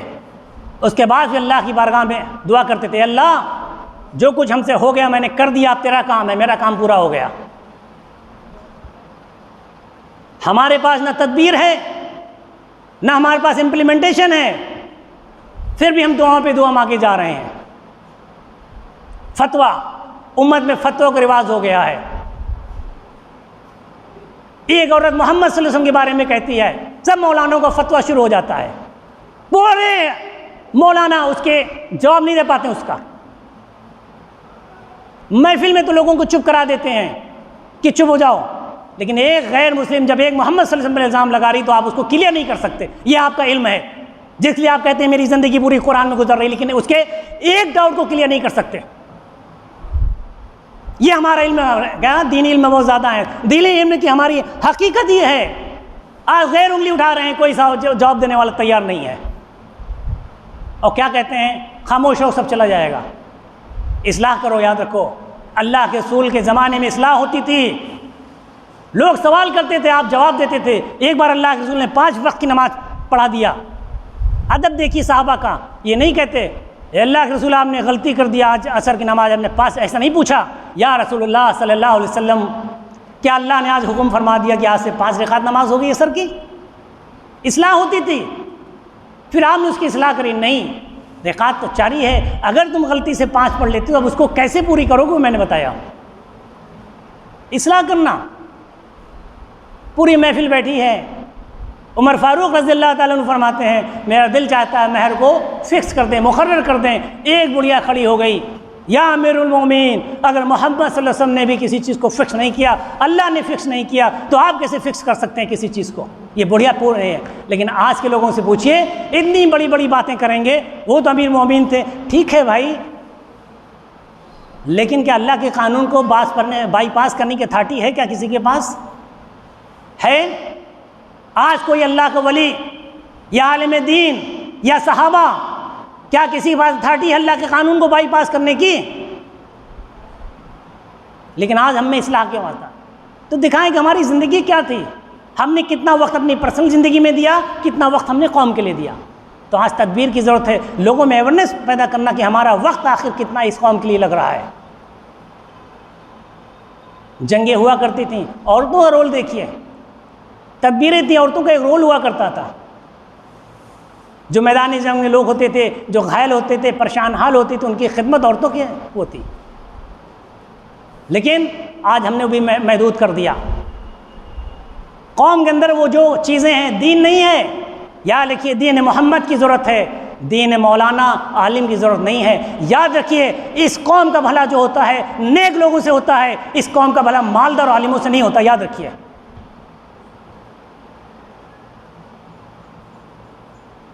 अगर आलिम से ही होता, सिर्फ आलिम होता, बेशक आलिम की एक फ़जीलत है, वो एक इल्म का रोशनी है, लेकिन उसके साथ क्या क्या शराइत है, उसका अमल है, उसका शऊर है, उसका इंसाफ है। शेर खुदा हज़रत अली रज़ियल्लाहु ताला की जो तलवारें थी, उसकी दो नोक थी। आप फरमाते हैं एक नोक जो है इल्म है और दूसरी नोक क्या है? इंसाफ है। अगर हम इल्म और इंसाफ को अलग अलग कर देंगे तो हम अपाइज हो जाएंगे। ये IAS PCS सब इल्म वाले कहलाएंगे। जो करप्शन में मुब्तला हैं, हरामखोरी में मुब्तला हैं, इनको इल्म वाले कहते हैं। हम तो जानवर और इंसान में फ़र्क भी करना भूल गए हैं। इल्म वो है जिससे रोशनी पैदा हो। तो आज हमारी ज़रूरत है कि अवेयरनेस पैदा करें, हिम्मत दें हमारी बहनों को, हमारे मर्दों को, कि हमारा कौन क्या बाल बाका करेगा। हमारे फंडामेंटल राइट्स हैं। हमारी ज़िंदगी कैसी थी, सहाबा की ज़िंदगी कैसी थी। हम इबादत करते थे, बेशक हम इबादत करते थे, लेकिन हमारे और भी रोल थे हमारे। तो ये हमारा ये अवेयरनेस है। तीसरा जो हमारा जो मकसद है स्टूडेंट जनाब अली, तीसरा हमारा जो मकसद है डेट इज़ डॉक्यूमेंटेशन का है। अब देखिए, डॉक्यूमेंटेशन में भी लोगों को गुमराह किया जा रहा है। और डॉक्यूमेंटेशन में ख़ास जब NRC का मामला आया था, उम्मत को खुद गुमराह किया गया। मैंने एक IAS वाले की स्पीच सुनी, एक किसी मुस्लिम लीडर की स्पीच सुनी। क्या कहता है वो? गौर करिए कि मुसलमानों को अपने डॉक्यूमेंट दिखाने की क्या ज़रूरत है? कोई अपने डॉक्यूमेंट मत दिखाना। शायद उसको नहीं मालूम, जब पुलिस चाहती है तो मुसलमानी की लड़कियों को घर से बाहर घसीट के लेके आ जाती है। और नसीहत वहाँ पे करके ऐसी नसीहत मत दो जिससे उम्मत का नुकसान हो। तुम जो हमारी बीमारी है उसकी दवा बताओ, जो बीमारी है उसका दवा बताओ, गुमराह उम्मत को मत करिए। NRC जो है, क्योंकि डॉक्यूमेंट का बात है, इसमें दो बातें कहना चाहता हूँ। NRC कोई गलत चीज़ नहीं है, याद रखिए। गलत क्या है, जो परेशानी है वो मैं बता दूँ। नंबर 1, NRC से यहाँ मुराद कि हम जो है इंडियन हैं या नहीं हैं, ये जिम्मेदारी गवर्नमेंट ने हम पर डाल दी, वो गलत है। एक इंसान जो हैंड टू माउथ है, जो 2 वक्त की रोटी नहीं कमा सकता, वो कहाँ से वकील करेगा, कहाँ से अपने आप को प्रूव करेगा वो इंडियन है। नंबर 1 ये गलत है। जैसे कि आप शरीफ यहाँ बैठे हुए हैं, पकड़ लिया, कह दो तुम साबित करो कि तुम चोर नहीं हो। अरे भाई, कोई बात हुई? मैं यहाँ बैठा हूँ, हमारी महफिल लगी हुई, बात कर रहे हो, या आपने मुझे पकड़ लिया, कहते हैं चोर हो, तुम चोर नहीं हो, साबित करो। कहाँ से गरीब इसका खर्च उठाएगा? तो NRC क्या है, किसी देश का अपना जो है सिटीजन होता है, उनका रिकॉर्ड होता है, वो गलत नहीं है। दूसरी बातें क्या है इसमें? दूसरी बातें इसमें ये है, NRC में जो दूसरी बातें ये है, इसमें किसी मज़हब को जोड़ दिया गया है, किसी मज़हब को अलग कर दिया गया है। बता दिया जो मुस्लिम भाई के अलावा जो लोग हैं वो पीड़ित हैं, वो सताए हुए हैं। ये गलत बात है। जब हम एक पीड़ित कहते हैं, यानी सताया हुआ आदमी कोई भी हो सकता है। कोई ज़रूरी नहीं कि हिंदू ने मुसलमान ने सताया हो और मुसलमान ने हिंदू को सताया हो। ये भी तो हो सकता है आपकी कौम के लोग अपने कौम को सताते हैं। क्या आज कितने मुकदमे कोर्ट में हैं? बीबी परेशान है शौहर से, शौहर परेशान है बीबी से, भाई भाई से परेशान है, बाप बेटे से परेशान है। तो ये अल्फाज लिखना कि सिर्फ मुसलमान को छोड़ के सभी सब क्या हैं विक्टिम है, ये गलत है, ये बिल्कुल गलत है। एक मज़हब को आपने अलग अलग कर दिया। तो अब सवाल इस बात का है, ठीक है, या तो उस कानून को ख़त्म करने की कोशिश की जाए, अगर वो कानून नाफिज है तो हमारी ज़िम्मेदारी होती है उसकी जो शराइत है उसे पूरी करने की, हम इसे करें, हम अपने डॉक्यूमेंट को सही कर लें, क्या दिक्कत है। ये कौन समझदार होगा जिसके पैर में एक चोट लग जाए, हाँ, और उसे कोई होनहार समझदार इंटेलेक्चुअल कहे कि छोड़ दो उसे, अपने आप ठीक हो जाएगा। ये तो गधा कहेंगे, गधा इंसान। एक इंसान को बुखार है, छोड़ दो सब ठीक हो जाएगा। अरे भाई, जब आपके पैर में चोट लगी तो आपको इलाज कराना ही नहीं कराना, उस जख्म को भरना ही नहीं भरना। जब आपके डॉक्यूमेंट सही हैं तब तो कोई बात नहीं, लेकिन डॉक्यूमेंट अगर आपके पूरे नहीं तो आप पूरे कर लीजिए। और जो भी रिपोर्ट्स है हमारे पास, जो रिपोर्ट आई है, ये जब ये पलटा मारेगा कानून, हाँ, तो उस वक्त लोगों को पता चलेगा कि हम कहाँ पे उड़ रहे थे, किस हवा में थे हम, याद रखिएगा। अल्हम्दुलिल्लाह, अल्लाह का शुक्र है, अभी टाइम है, प्रैक्टिकली ये चीज़ शुरू नहीं हुई है, अभी टाइम है कि हम अपने डॉक्यूमेंट को सही कराएं। ये डॉक्यूमेंट का एक अच्छा हमारा एक चीज़ है, जो भी हो सकता है, जितना हो सकता है करिए तो आप उसको। तो डॉक्यूमेंट में अब टॉप में हमारे जो काम है, देखिए दो बातें जो है डॉक्यूमेंट से लिहाज में कहूँगा। सबसे पहले डॉक्यूमेंट में जो हम सबसे ज़्यादा हमारी न्यूज़ कमेटी जिस पे जोर दे रही है कि हर एक इंसान का जो 18 ईयर्स कंप्लीट उसका वोटर आईडी होनी चाहिए। अगेन वोटर आईडी का रिलेशन किससे है, पार्लियामेंट के है। तो हर एक जो 18 साल का हो गया उसका डॉक्यूमेंट होना चाहिए, यानी कि वोटर आईडी होना चाहिए इसकी। अब ये हमारे कटक शहर में हैं, बहुत से लोग जवाब दे देंगे हाँ हम पूरा कंप्लीट है, लेकिन मैं कहूँगा दौरा कर लीजिए, दौरा का आंकड़ा दीजिए, तब मैं कहूँ कंप्लीट है या नहीं है। एक एक वोट याद रखिए कीमती है, एक एक वोट कीमती है, किसी को भी एक वोट जो है बहुत कीमती, उसकी कदर करें। यही आने वाले मुस्तकबिल में आपके धरना प्रदर्शन, चिल्लाना, चीखना, उससे सबसे अहम काम है हम वोट की जो इम्पोर्टेंस है आवाम में बताएं, उस पर खड़ा करें आवाम को। वोट के दिन कोई सफ़र ना करें। तबलीग वाले भाई से गुजारिश है, कहीं भी उनकी जमात है वोट आके दें। जो भी मज़हब है, मज़ार पे गए हैं, कहीं पे हैं, उनसे गुजारिश है वहाँ अपना टूर को थोड़ा पोस्टपोन करें, आगे पीछे करें, उस दिन वोट दें। बड़ा काम करके मत छोड़ दीजिएगा, शैतान के धोखे मत रहिए, याद रखिए। खुद अपने पैर में कुल्हाड़ी मारिए फिर कहिए अल्लाह का फरमान ऐसा नहीं है, ठीक है। अल्लाह ने आपको अक्ल सलीम दिया है, हुस्न तदबीर, मैंने नबी की बात बता दी आपको। तो हर एक का वोटर है। दूसरा वोटर में जो हमारा डॉक्यूमेंटेशन में जो दूसरी बातें हैं वो हमें करना, number 1 is possession, number 2 is updation, number 3 is matching, number 4 is linking. ये 4 डॉक्यूमेंट में आपको काम कराना है। पोसेशन से मतलब ये है आप जिसके कैपेबल हैं, जो उस कैटेगरी में आप आते हैं, उस डॉक्यूमेंट को आप बना लीजिए। आप 18 साल की आप उम्र हो गई है, आपके पास वोटर आईडी होना चाहिए, आप उसे बनाइए, डेट इज़ द पोसेशन। आपको फॉरेन जाना है, आपके पास पैसा है तो आपके पास पैन कार्ड होना चाहिए। सीनियर सिटीजन है तो आपको ऐसा कार्ड होना चाहिए जिससे पता चले कि आप सीनियर सिटीजन हैं। कोई वीडो है तो उसके पास सर्टिफिकेट ऐसा होना चाहिए कि मालूम हो आपकी कैटेगरी है, जिस कैटेगरी में वो डॉक्यूमेंट आपके पास होना, that is the possession. Second is updation. What is updation? अगर इस जो डाटा आपके पास ऑलरेडी हैं, अगर इसमें कोई चेंज हो रहा है तो उसे अपडेट करा लीजिए। आपका घर का एड्रेस चेंज हो रहा है, आधार कार्ड के मामले में जब आधार कार्ड हम बनाते हैं तो 5 साल प्लस 10 साल में उसे क्या करते हैं, हम अपडेट करते हैं। आपका आई लिया तो उसे अपडेट कराइए, ठीक है। बच्चों का आप बैंक अकाउंट खुलाते हैं, पहले वो क्या होता है, माइनर होता है, बाद में जब 18 साल का वो मेजर हो जाता है तो उसको आपको कन्वर्ट कराइए मेजर में, डेट इज़ द अपडेशन। तो फर्स्ट इज पोसेशन, जो डॉक्यूमेंट आपके पास होना चाहिए that should be there, and second is updation, जो भी डॉक्यूमेंट्स है वो अपडेट कराइए। Third is the matching, that is the most important part. आपके पास डिफरेंट डॉक्यूमेंट्स हैं, वो डिफरेंट डॉक्यूमेंट में आपको ये देखना है कि आपके फादर का नाम, आपका नाम, आपकी डेट ऑफ बर्थ एक दूसरे से मैच कर रही है या नहीं कर रही है। आप थोड़ी देर के लिए मान लीजिए आपके पास जो है वोटर आईडी है, पैन कार्ड है, आधार कार्ड है, बैंक पासबुक है, ये चारों जो डॉक्यूमेंट हैं, तो क्या इनमें आपका नाम मैच कर रहा है या नहीं कर रहा है? आपके फादर का नाम मैच कर रहा है या नहीं कर रहा है? सेम स्पेलिंग, ई से आई नहीं होना चाहिए, आई से ई नहीं होना चाहिए, same should be there, that is the matching.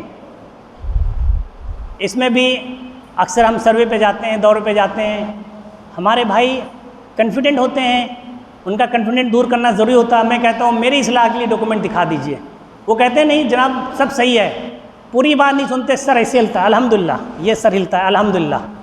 अब जब मैं पूछता हूँ ठीक है मेरी इस्लाह के लिए आप डॉक्यूमेंट दिखाइए, तो पता चला है उनकी जो डॉक्यूमेंट्स होते हैं वो गलत होते हैं।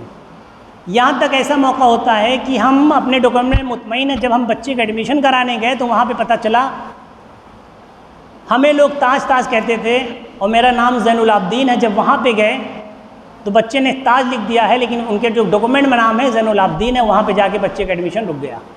तो डॉक्यूमेंट का ये मैचिंग हमारे लिए ज़रूरी है। और जो चौथा लिंक है, चौथी जो थिंग है, that is the linking. Now what is the linking here? Linking से हम मुराद यहाँ पे है आप, आपके आने वाली पीढ़ी और आपके पीछे, इनसे आपका डॉक्यूमेंट क्या होना चाहिए? लिंक होना चाहिए। जैसे कि अब एक लड़का है, उसके वालिद हैं और दादा हैं, ये तीनों का डॉक्यूमेंट आपस में क्या होना चाहिए? लिंक होना चाहिए। कैसे? मान लीजिए लड़के ने अपने वालिद का नाम मान लीजिए शफीक लिखा। एक बच्चा है जिसने, उसका मास कार्ड है, फिलहाल इस पर गौर करिए, एक बच्चा है जिसने उसके मास कार्ड में उसके वालिद का नाम शफीक है और उसका ख़ुद का नाम मान लीजिए रफ़ीक है। बच्चे का नाम रफ़ीक है और उसके फादर का नाम शफीक है। अब जब फादर का डॉक्यूमेंट चेक करें तो फादर ने जो अपने बच्चे का नाम दिया है रफ़ीक, क्या वो उसकी स्पेलिंग मैच कर रही नहीं कर रही है? इसी तरह जो बच्चे ने अपने बाप का नाम जो शफीक दिया है, क्या बाप के डॉक्यूमेंट में वो शफीक स्पेलिंग मैच कर रही नहीं कर रही है? सेम ये उसके दादा से भी मैच होना चाहिए। इसे कहते हैं लिंकिंग। और जब आप डॉक्यूमेंट उठा के देखेंगे, अल्लाह सबको तौफीक दे, एक वक्त दे कि हम कुछ डॉक्यूमेंट पे मेहनत कर लें। अपने घर पे जब आपको मौका दे, हमारी बात की कोई अहमियत हो आपके दिल में, तो एक बार अपने डॉक्यूमेंट कलेक्ट करिए और बैठ जाइए, अपनी बेगम बच्चों के साथ बैठ जाइए मोहब्बत से। ठीक है, वैसे तो प्यार तो आप लोग बहुत करते हैं, लेकिन मोहब्बत से बैठ जाइए कि हमारा डॉक्यूमेंट सब लेके आओ, आज हम चेक करेंगे। और एक्सेप्शन केसेस को मैं छोड़ देता हूँ, लेकिन मैं ये कहूँगा ज़्यादातर लोगों के डॉक्यूमेंट में प्रॉब्लम कहीं ना कहीं होगी, जो कि आपको एहसास होगा। तो हम इसे करना। तो ये 4 चीज़ें डॉक्यूमेंट के बारे में है। तो हमारे पास डॉक्यूमेंट में हो, डॉक्यूमेंट में टॉप की जो न्यूज़ कमेटी करती है क्या है? Voter ID. हर एक 18 साल का कहीं भी, इसलिए हम कहते हैं न्यूज़ कमेटी का कहीं भी ऑफिस हो, वोटर आईडी की बनाने की जिम्मेदारी सेंट्रल ऑफिस की है। हमें आप डॉक्यूमेंट भेजिए, वोटर आईडी बनेंगे। क्योंकि याद रखिए यही एक ज़रिया ऐसा है जिसके ज़रिए एक मुकाम तक आप पहुँच सकते हैं। चौथी चीज़ जो हमारी है, जो हमारे में बहुत इम्पॉर्टेंट है, डेट इज़ द रेडिसल एक्शन और लेटरिंग। गवर्नमेंट को, अथॉरिटी को लेटर लिखना, ये हमारी चौथी चीज़ें हैं। ये क्या है? मैं जो अपना सफ़र 20 साल इंडियन एयरफोर्स में कहा, मैंने लोगों की बात की, 20 साल में मैंने 20,000 सवालों को जवाब दिया होगा। और हमारे मुसलमान भाइयों को नहीं दिया, बल्कि गैरों को दिया है। हमारे जैसे लोग जब दाढ़ी वाले जो कहीं रहते हैं, किसी ऑर्गेनाइजेशन, तो लगते हैं पूरे मुसलमानों का मैं नुमाइंदा हूँ, I am the representative of all the Muslim. तो हर भाई आता है, हमसे सवाल पूछता है, मुझे उसका जवाब देना पड़ता है। तो वहाँ पे जब हम किसी का जवाब देते हैं तो याद रखिए हमारे पास फैक्ट्स होना चाहिए। अब हम चिल्ला रहे हैं हमारे पास जुल्म हो रहा है, जुल्म हो रहा है, तो सवाल है शफीक साहब ये बताइए जो जुल्म हो रहा है कुछ है क्या दास्तान? तो मेरी गुजारिश ये है कि आपको इस बात का ख्याल रखना है कि जो हमारा रेडिसल एक्शन है बहुत छोटी सी चीज़ है, इसे हमें करना है। हम जिस एरिया के न्यूज़ के ज़िम्मेदार हों, कहीं के भी ज़िम्मेदार हों, जहाँ भी ज़िम्मेदार हैं, हमें अथॉरिटी को लेटर लिखना है हर मौजू पर। अगर आपके गली में सफाई नहीं है तो आपका जो कॉरपोरेशन उसे लेटर लिख दीजिए 2 लाइन का, गली नंबर दिस, अपना इंट्रोडक्शन कर दीजिए, I am area president of news committee sir, I watch this road is not good, I want you please take action on this. 2 letter मोहब्बत से लिख दीजिए उसको और उसको फॉलो अप करना। फॉलो अप का लिंक ये है, याद रखिए आज जो एक कम्युनिकेशन है हमारा, एक फॉलो अप का एक लिंक कम्युनिकेशन भी है। आज जितने भी जुल्म होते हैं, कितने लोग उस पर अपनी आवाज़ उठाते हैं। भाई धरना प्रदर्शन मत करिए, आप लेटर तो लिख सकते हैं हाँ, लेकिन हम उस पर, हमारी तदबीर नहीं है। अब एक लेटर मान लीजिए, एक ने लेटर लिखा, उसके बाद उसको फॉलो अप किया, फिर 2 महीने बाद, 3 महीने बाद, इसके अलावा हायर कमेटी ने जब उसको फॉलो अप किया तो इंशाल्लाह वो एक दिन काम आपका होगा। और मैं जितने भी कमज़ोर लोग हैं जो इंसाफ पर जो है नहीं समझते, मैं उनसे गुजारिश करता हूँ हमारा मालिक व खालिक अल्लाह है। याद रखिए, हमारे सामने जो ताकत है वो अल्लाह की ताकत है। हम अल्लाह की ज़मीन पे जो चलते हैं अपनी तादाद से नहीं चलते, अपने हथियारों से नहीं चलते। हम सिर्फ अल्लाह के जो है बंदे हैं, हम उसके हुक्म को नाफिज करते हैं। और उसका हुक्म नाफिज करने का मतलब किसी पर जुल्म ना हो, इंसाफ हो, हम उसकी ताकत पे चलते हैं। याद रखिए, अगर आप हक पे हैं और पूरी दुनिया आपके ख़िलाफ़ भी हो जाए तो आपको कोई परवाह करने की ज़रूरत नहीं है, क्योंकि आप you are the responsible in front of Allah only, nothing. कोई आपकी ज़िंदगी का सवाल जवाब नहीं कर सकता। जैसे रूसों ने कहा है, इंसान जो बॉर्न हुआ है फ्रीली बॉर्न हुआ है, किसी का कैद नहीं है, ग़ुलाम नहीं है किसी का। अहले ईमान वाले भी किसी, अगर हम जवाब दे हैं तो हम सिर्फ जो जवाब दे हैं हम अल्लाह के सामने जवाब दें। तो याद रखिए, चपरासी लेके मिनिस्टर तक एक चेन आपकी ऐसी ज़रूर मिलेगी जो आपकी मदद ज़रूर करेगी, इतना यकीन रखिए। अल्लाह ने ऐसा नहीं है दुनिया जो बातिल के हवाले कर दिया आपने। ये बात मोहम्मद सल्लल्लाहु अलैहि वसल्लम जब थे तो दुनिया मेरे हवाले थी, अब मैंने बातिलों के हवाले नहीं। अल्लाह आज भी है आपके साथ। सवाल है हमारी तदबीर क्या है, हमारी फ़िक्र क्या है। खुलूस से काम करने वालों के साथ अल्लाह की मदद है। अल्लाह ज़ाया नहीं करता। अल्लाह फरमाता है, मैं ईमान वालों की मेहनत को ज़ाया नहीं करता। अगर आपने जद्दोजहद किया है, सब्र इम्तिहान है। कितने नबी जेल में थे, कितने नबियों का कत्ल हुआ, आजमाइश होगी। अल्लाह खुद फरमाता है कि ईमान वालों तुम समझ चुके तुम्हारी आजमाइश नहीं होगी। आजमाइश होना है, one day you will be tested, no doubt. आपकी टेस्टिंग तो होनी है। आप चाहते हैं सस्ते में टेस्टिंग हो जाए, ऐसा नहीं है, टेस्टिंग तो होनी है। किसकी टेस्टिंग नहीं होती आप बताइए। कोई बच्चा है बिना एग्ज़ाम दी पास होता है, छोटा सा भी मासूम बच्चा भी 6 साल का है, माँ माँ कह रहा है, उसका भी एग्ज़ाम लेते हैं स्कूल में। उसकी मासूमियत में भी दुनिया वालों को रहम नहीं आता, और आप चाहते हैं अल्लाह आपकी बिना टेस्टिंग करके आपको पास कर दे। माल जमा करते रहिए कारून का, दुनिया सुबह शाम अपनी ज़िंदगी, हमारा बच्चा, हमारा बिल्डिंग। 3 फ़िक्र है जो मैं सुनता हूँ।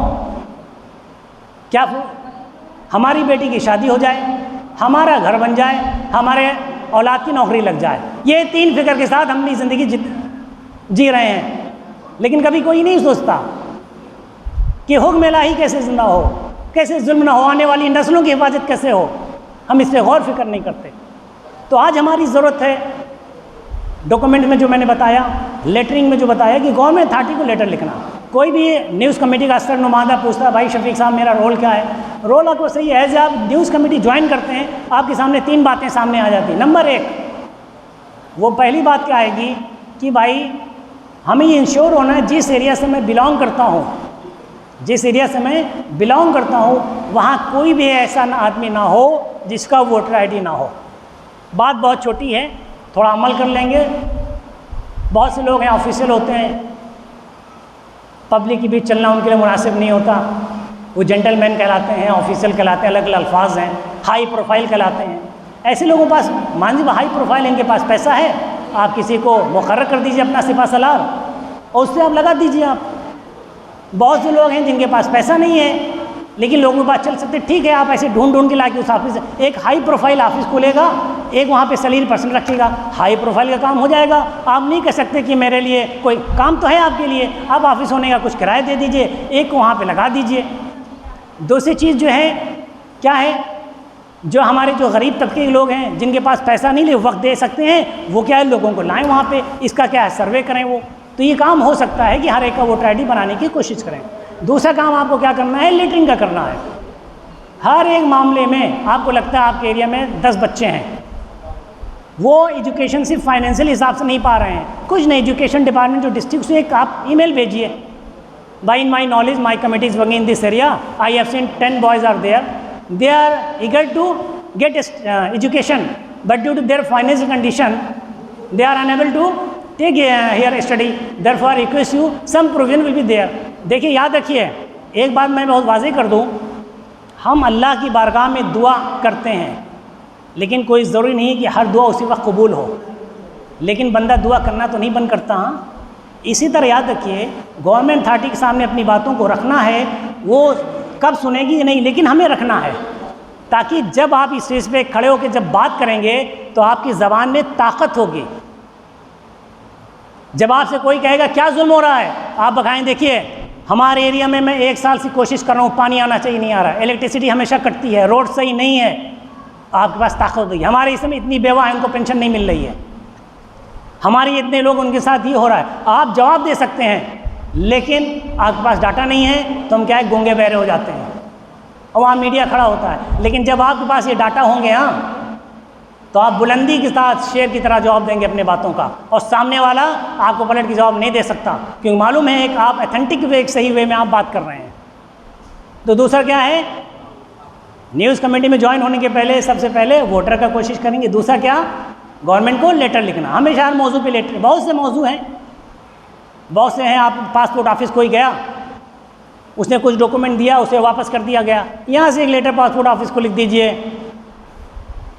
this person from my area went to your office and suitable document he has been submitted, but you rejected him.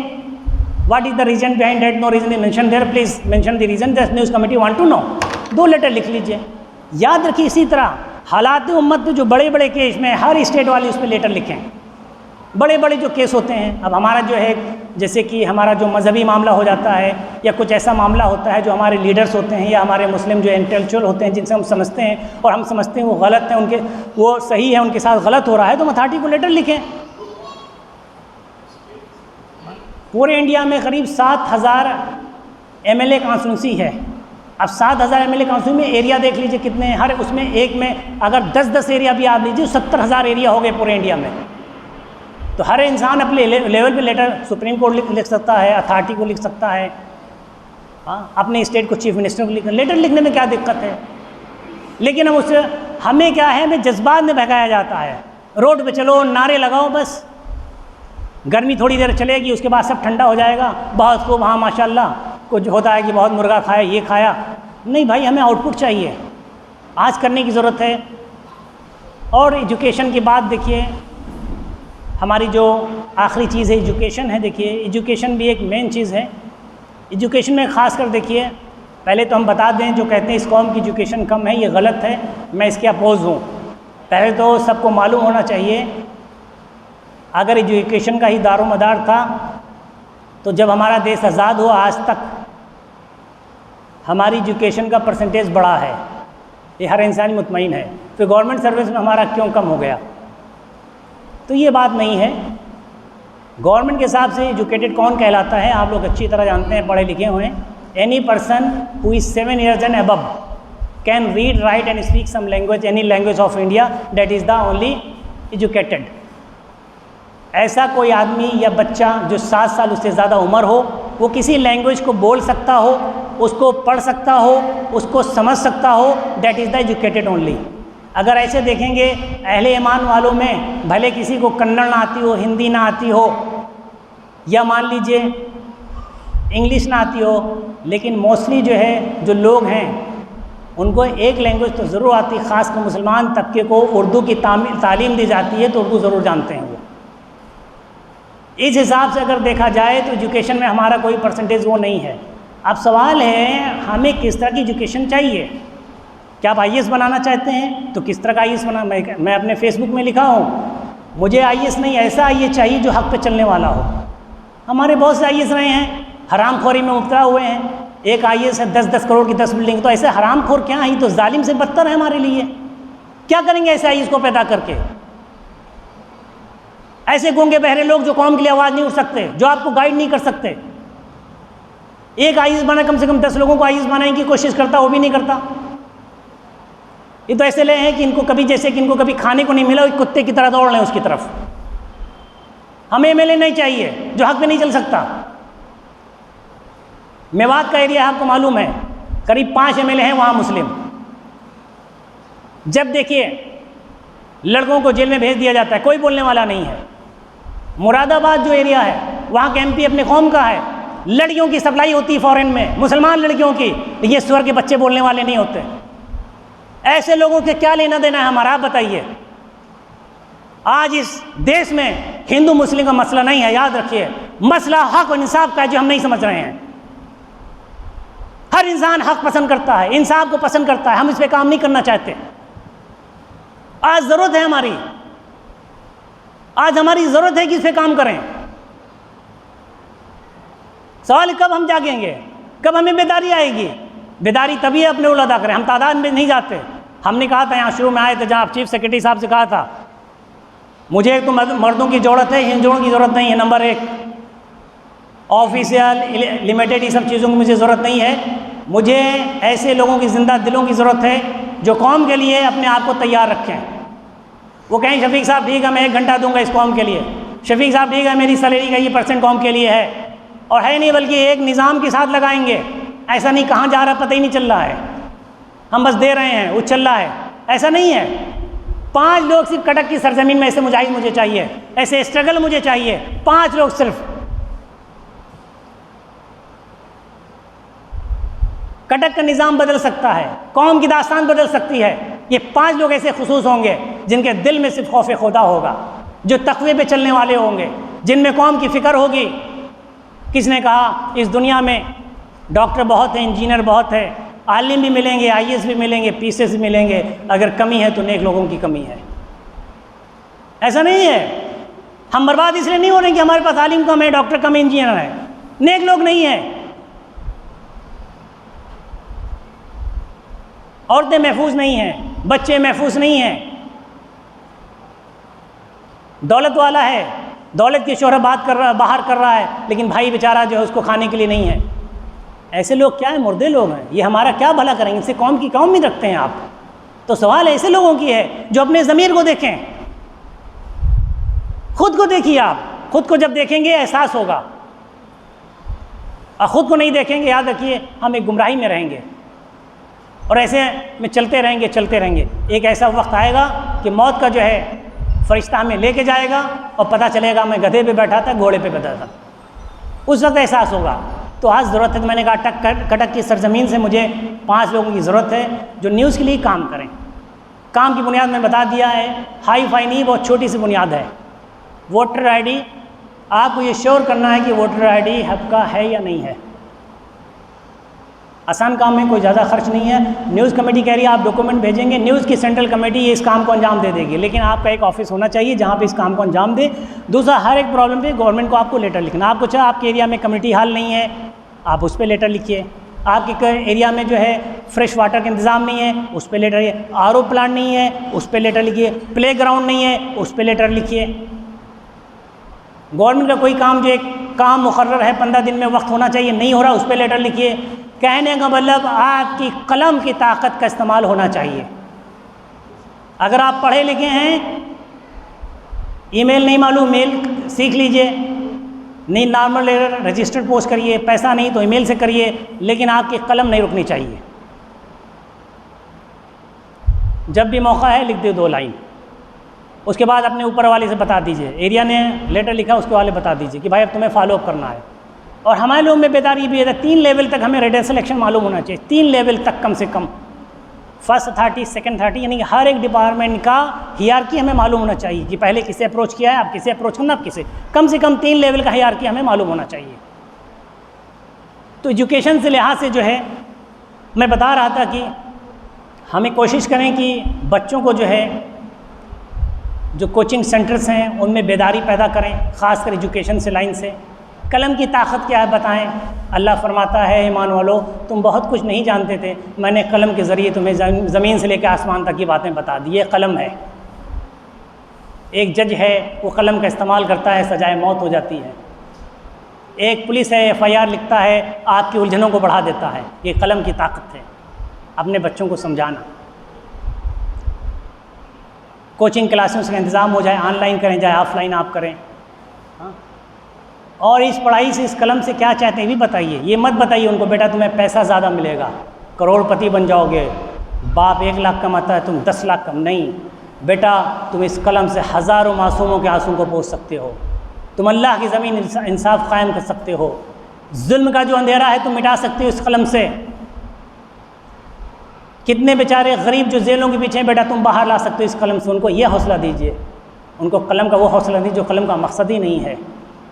अगर आप ये कहेंगे तुम अमेरिका चले जाओगे, ब्रिटेन चले जाओगे, यहाँ पैसा कमाओगे, तो आज बहुत पैसा कमा रहे हैं और कमा के अपनी कब्रों में जा रहे हैं, उनका रोल ही ख़त्म हो, उनका नामो निशान भी मिट जा रहा है।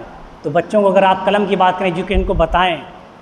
आपको मालूम है हैदराबाद का एक बच्चा IAS बना था, उसका इंटरव्यू मैंने देखा था। बहुत अच्छी बात उसने कही, बाकी तो बहुत उसने एक बात कही। हमारे वालिद साहब ने एक बात बताया कि तुम कहीं भी रहोगे, तुम्हारा कोई भी मकसद होगा, तुम्हारा कोई भी अमल होगा, वो आखिरत से जुड़ा होगा, याद रखना। और हर हाल में हमें नमाज की क्या करना, पाबंदी करना। हमारा कोई भी अमल है आखिरत से जुड़ा है। हम अल्लाह को राज़ी करने वाले हैं, अल्लाह मेरा सिफ़ासलार है, वही हमारा जो है मालिक है। हम उसकी नज़रों में कैसे हैं, हमें ये देखना है। और तुम्हारा जो एवोल्यूशन है, you are responsible in front of Allah. ये चौधरी ये सब नहीं देखना। कहते नहीं कौम में जो है, कौम में कुछ दिमाग लोग हैं, उनसे आपको बचना है। याद रखिए, हमारे न्यूज़ कमेटी में 3 तरह के लोग बहुत ख़तरनाक हैं, मैं इनको लाना पसंद भी नहीं करता। एक चौधरी आदमी जो कहता मैं पुराना, मैं इसी मुल्क का नहीं।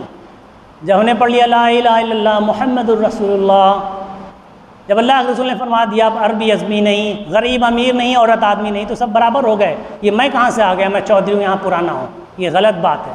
ऐसे लोग कहाँ भी जाएंगे ये कौम को कमज़ोर कर देंगे, ये भला नहीं चाहेंगे कौम का। दूसरे फ़िरका परस्त लोग, फ़िरके में रहना कोई गलत बात नहीं है, किसी अक़ीदे को मानना कोई, लेकिन उस अक़ीदे से नफ़रत फैलाना वो गलत है। और अपने आप को खुदा मान लेना वो भी गलत है। शफीक साहब ये कैसी बात कर रहे हैं, कौन खुदा कहता है? हाँ खुदा कहता है। किसी पीर ने 2 बातें बताई। एक चीज़ का, शफीक साहब कभी खुद को खुदा मत मान लेना। क्या मतलब है जनाब खुद को खुदा मत मान? कि अगर ऐसा नहीं होगा तो ऐसे ही हो जाएगा, ये खुदाई का दावा है। आप उस मुस्तक़बिल को बता रहे हैं जिसका इल्म वाहिद अल्लाह को है। अगर आज शफीक साहब ने ऐसा बयान दिया होता तो ऐसा हो जाता, यानी आप वही को बता रहे हैं। खुदा का दावा, खुदाई का दावा मत करना। आज फला मैडम यहाँ पे आ जाती तो माशाल्लाह क्या बात थी, नहीं, खुदाई का दावा मत करिएगा। अल्लाह की तरफ से हर चीज़ मंजूर है। होने से पहले आप मशवरा दे दीजिए, चलता है। होने के बाद याद रखिए वो तकदीर है। शफीक को इतनी देर यहाँ खड़ा होना था, वो तकदीर हो चुकी है। अब उस पर बोलना यानी आपका ईमान का कमज़ोरी है। तो फ़िरके की वजह से जो है कौम में तोड़ ना पैदा हो। फ़िरके को मानिए लेकिन फ़िरकों से नफ़रत ना हो, और कहे बस इसी काम को करोगे तुम्हें निजात मिलेगी, भी गलत है। कहो भाई हमारी समझ में ये, हमारे इल्म में ये, हम इस पर कर रहे हैं, आप चाहे मुनासिब है आप कर सकते हैं, ख़त्म होगी। मैं इसे नहीं कहता भाई न्यूज़ कमेटी यही काम है इससे निजात पाओगे, निजात का नहीं भाई। हमारी ज़रूरत है आज के एहसास के, मैं ये ज़रूरत समझता हूँ, मैं आपके सामने पेश किया है मैंने कि जो हालात हाज़रा है। तीसरी चीज़ है नेगेटिव माइंडेड आदमी। हमेशा ना कहा है, जब से पैदा हुआ है मरने तक ना करते, इस कौम का कुछ नहीं हो सकता है, कुछ नहीं, वो कभी नहीं कर सकेगा। वो हमेशा उसके दिमाग में ना ही, जबकि इस्लाम एक पॉजिटिव है। इस्लाम एक ऐसे तस्वुर की तरफ ले जाता है जहाँ अंधेरा है वहाँ उजाला हो जाता है। नबी पाक सल्लल्लाहु अलैहि वसल्लम आए तो पूरी तरफ कुफ़ार ही कुफ़ार थे, इल्म का अंधेरा था, लेकिन जब आप तशरीफ़ लाए देखिए अल्लाह ने उजाला कर दिया पूरी कायनात में, इल्म की रोशनी से, आपकी दावत की रोशनी से। तो हमारा पॉजिटिव नेचर होना था। ये जो नेगेटिव माइंडेड आदमी ये भी ख़तरनाक हैं, इनको ज़्यादा देर तक की कमेटी में नहीं चल सकते। तो इल्म के वजह से हम बच्चों को ये चीज़ बताएं, कलम की ताकत क्या है, कंपटीशन की इंतज़ाम करें। एक और चीज़ है, हम जो बच्चे ड्रॉप आउट हो रहे हैं उनको कहिए देखो बच्चे स्कूल में पढ़ें, भले वो प्राइवेट स्कूल हो या गवर्नमेंट स्कूल, लेकिन बच्चों का ताल्लुक स्कूल से हो। बच्चों के बीच कुछ कंपटीशन कराइए। ये सब आसान तरीके हैं जिसमें आपका कोई ज़्यादा खर्च नहीं। बच्चों में कुछ कंपटीशन कराइए। कुछ कंपटीशन में आपकी बातें हैं, इंडियन में जो हमारे फ्रीडम फाइटर्स थे उनका रोल क्या था, आज़ादी के वक्त हमारा क्या रोल था, इतनी बड़ी बड़ी जो खिलाफत बनी उनका रोल क्या था, क्या मकसद था उनका, हमारे दुनिया में आने का क्या मकसद है, कुरान की तालीम क्या है, इस पर कुछ कंपटीशन कराना, एहसास दिलाना। इबादत एक जुज़ है, उसके अलावा बहुत है। पूरे कुरान में कितनी 6666 आयतें हैं। कहीं अल्लाह ने तंबी से 1000 आयतें हैं जिस अल्लाह ने तंबी कर दिया, ए ईमान वालों ऐसा हरगिज़ मत करना। 1000 आयतें हैं जिस अल्लाह ने बशारत दिया, ईमान वालों ऐसा करोगे तो हम तुम्हारे साथ ऐसा करें, अल्लाह ने बशारत दे दिया। एक जगह अल्लाह ने बस मना कर दिया है, तंबी नहीं करी, ने पूरी तरह से रोका, मैंने मना किया इससे बचो, इन कामों से बचो। तो अल्लाह ने भी बच्चों को बताना। तो ये सब चीज़ें जो है हमारे लिए क्या है, हमारी बच्चों के लिए बेहतर होगा, उनके इल्म में इजाफ़ा होगा। उनको बताइए तारीख़ कितनी बड़ी बड़ी चीज़ें हुई, कुछ चीज़ें दुनिया के हिसाब से 1-2 निज़ाम है उसको हम आपको बता दें। याद रखिए एक बात अक्सर कही जाती है, या कहिए हम लोगों में एक चीज़ कहें, हर इंसान आबिद है या किसी जमात से जुड़ा है, एक बात कहता है कि अपने अमाल सही कर लो, सब कुछ ठीक हो जाएगा। हम इसकी बात हम करेंगे, क्योंकि ये जो है महफिल में ऐसी बातें होती हैं तो उसको समझने की ज़रूरत है। देखिए, जो हमारे अमाल हैं हमें इंडिविजुअल कहीं से कहीं ले जा सकते हैं। हो सकता है मैं एक गंदा इंसान हूँ, कल हमारे अमाल जो हमें अल्लाह का वली बना दें, ये पॉसिबल है। लेकिन याद रखिए, आपके अमाल से आप चाहते हैं कि बातिल का मुकाबला करें, तो याद रखिए उसके लिए एक निज़ाम है, निज़ाम पे चलना पड़ेगा, वहाँ अमाल का रोल नहीं है। अगर ये सवाल है अगर अमाल से ही चीज़ें होता, तो मेरा क्वेश्चन ये है अहले ईमान वालों से, अल्लाह के रसूल मोहम्मद सल्लल्लाहु अलैहि वसल्लम और 1,24,000 सहाबा, क्या उनके अमाल सही नहीं थे? नौज़ बिल्लाह, किसी को शक है उनके अमाल में? फिर भी उनको इतनी जंगें करने की ज़रूरत पड़ी। क्यों इतनी जंगें करने की ज़रूरत पड़ी? क्योंकि ये दुनिया है, जब तक हक़ रहेगा बातिल रहेगा। अमाल से आपकी ज़िंदगी बेशक बेहतर हो सकती है, आला हो सकती है, लेकिन आप समझे कि मैं ईमानदार हूँ तो हमारे घर में चोर चोरी नहीं करेगा, ऐसा नहीं है। तो एक तदबीर बनाना, जिस पे तदबीर पे काम करना। तो मैंने आप लोगों के सामने 5 चीज़ों पे बात करी। पहला हमारा मौजू था कि हमारा कम्युनिकेशन मजबूत हो। कम्युनिकेशन के बाद है जो लोगों के माइंड सेटअप हो गए हैं, वो माइंड उनके चेंज करना है, सोच बदलना है, ख़यालात को बदलना है, याद रखिए। और ख़यालात बदलना इतना आसान नहीं है। जब मोहम्मद सल्लल्लाहु अलैहि वसल्लम जब दावत दे देते, एक ला इलाहा इल्लल्लाह मोहम्मद रसूलुल्लाह की जब आप दावत दे रहे थे, तो मक्का वाले यही कह रहे थे, हमारे 360 देवता इतने दिन से मानते आए हैं, तुम एक से कह रहे हो। बताइए 360 से यकीन हटा के एक पिलाने में कितनी मेहनत होगी। इंसान की सोच बदलने की बड़ी मेहनत है। आज हमारे लोग एहसास कमतरी के शिकार हो गए हैं, वो अंदर से कमज़ोर हो गए हैं। देखिए, हर इंसान अपने आप को इंडियन होने का सबूत पेश करता है। देखिए, तो सवाल इस बात का है कि पहला हमारा जो पॉइंट है कम्युनिकेशन है। कम्युनिकेशन के ज़रिए हम लोगों की सोच बदलने की कोशिश करने, उसमें अवेयरनेस लाएंगे, उनका डॉक्यूमेंट सही होगा। लेटिंग डेटा सिलेक्शन से हम अपनी बात गवर्नमेंट तक पहुंचाएंगे। आज़ादी की जो लड़ाई हुई है, क्या रोल था? एक तो क्रांतिकारी फ़िरका था और एक कौन सा था? पेपर, प्रेस, गवर्नमेंट को लेटर लिखना, अथॉरिटी को लेटर लिखना। इससे क्या होगा? आपकी परेशानियाँ, आपकी चीज़ें लोगों तक पहुँचेंगी। बहुत से गैर मुस्लिम भाइयों में इंटेलेक्चुअल लोग हैं, लेकिन आपकी सच्चाई उन तक नहीं पहुँच पाती। लेकिन जब ये अथॉरिटी तक ये लेटर जाएगा, जो ISPC कमिश्नर जो बैठा रहेगा, ऐसा नहीं है, दिलों का फेरने वाला सिर्फ अल्लाह है।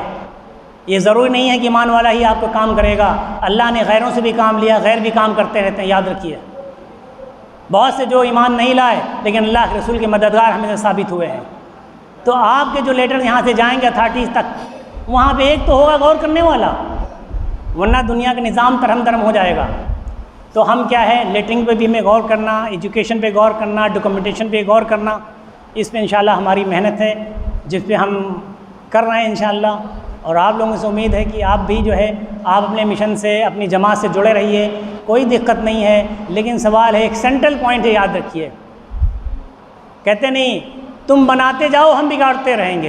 अहले ईमान वाले मिल के अगर एक सेंट्रल पॉइंट को दुरुस्त नहीं किया, आप कॉलेज खोलिए, स्कूल खोलिए, मदरसा खोलिए, मस्जिद खोलिए, लेकिन अगर जुल्म का सितम इसी तरह छाया रहेगा तो आप कुछ नहीं कर सकते।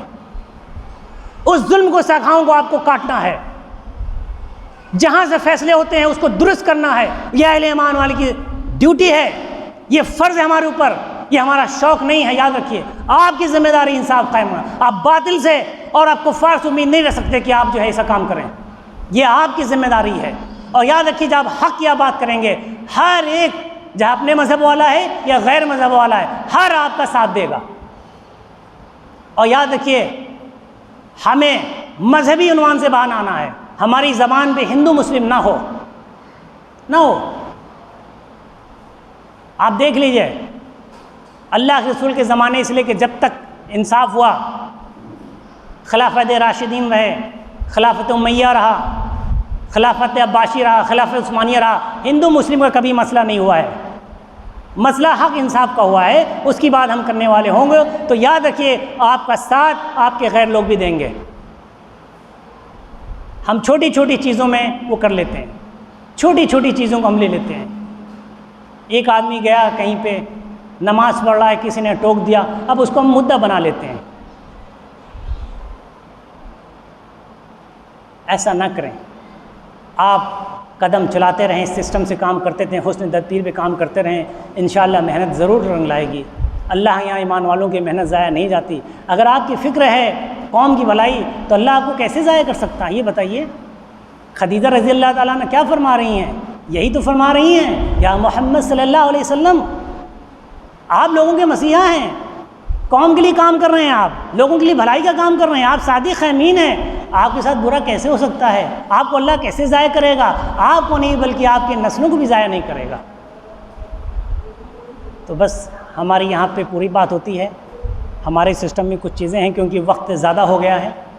अब आप लोगों के जो सवाल जवाब होंगे न्यूज़ कमेटी के लिहाज से, हम इंशाअल्लाह उसका जवाब देंगे।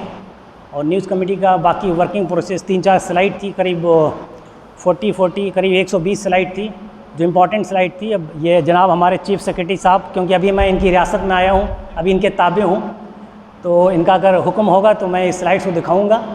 अदरवाइज़ जो है, जो भी आपके सवाल जवाब होंगे वो आप बताइए और मैं इंशाअल्लाह उसका जवाब दूँगा। और हमारी बातों में याद रखिए, किसी को अगर कोई तकलीफ़ हो, I am very very sorry, क्योंकि मैं इसको हमेशा समझता हूँ वो हाथ अफजल हैं जो ऊपर होते हैं। मेरा हाथ अल्हम्दुलिल्लाह ऊपर रहता है। हम चाहता हूँ कौम के लिए काम करें। मेरे दिल की ख्वाहिश है कि मैं जब दुनिया से जाऊँ मुझे सुकून मिले। क्या सुकून मिले अल्लाह? मैं जितना चाहता था, तेरे रसूल का जो पैगाम था, जो इंसाफ था, मैं उस पर अमल कर रहा था और मैं इंशाअल्लाह किया मैंने। मेरा एक चीज़ मुकर्रर था तेरे दीन के लिए, तो मैं ये चाहता हूँ ये एक फ़िक्र के साथ इंशाअल्लाह। साहबा की ज़िंदगी अक्सर देखिए आपने, ज़्यादातर ज़िंदगी कुर्बानी में गई है, लेकिन हम ऐशो आराम में अपनी ज़िंदगी निभा रहे हैं। हमारी ज़िंदगी सब्र शुक्र में नहीं हो रही है, तो लिहाजा गुजारिश है कि आप लोग जो है इस पे मेहनत करें, गौर करें, जुल्मत को ख़ात्मा करें, इसका इंसाफ को कायम करें। आने वाली नस्लें आपकी खुश रहेंगी, याद रखिए। उन्हें आने वाला जो वक्त है, जैसा कि हालात लग रहा है, जो आने वाला जो वक्त है अजीब गरीब हो रहा है, तो ये गुजारिश है आपसे, हमारी बातों का किसी चीज़ का बुरा मत मानिएगा। हमारे जो जज्बात थे, ख़यालात थे, मैंने इज़हार किया है। इज़हार करने का सबको इख्तियार है, हर ने अपनी बात का इज़हार किया है, मैंने भी इज़हार किया है और आपको भी इज़हार करने का वो है। ओके, खुदा हाफिज़।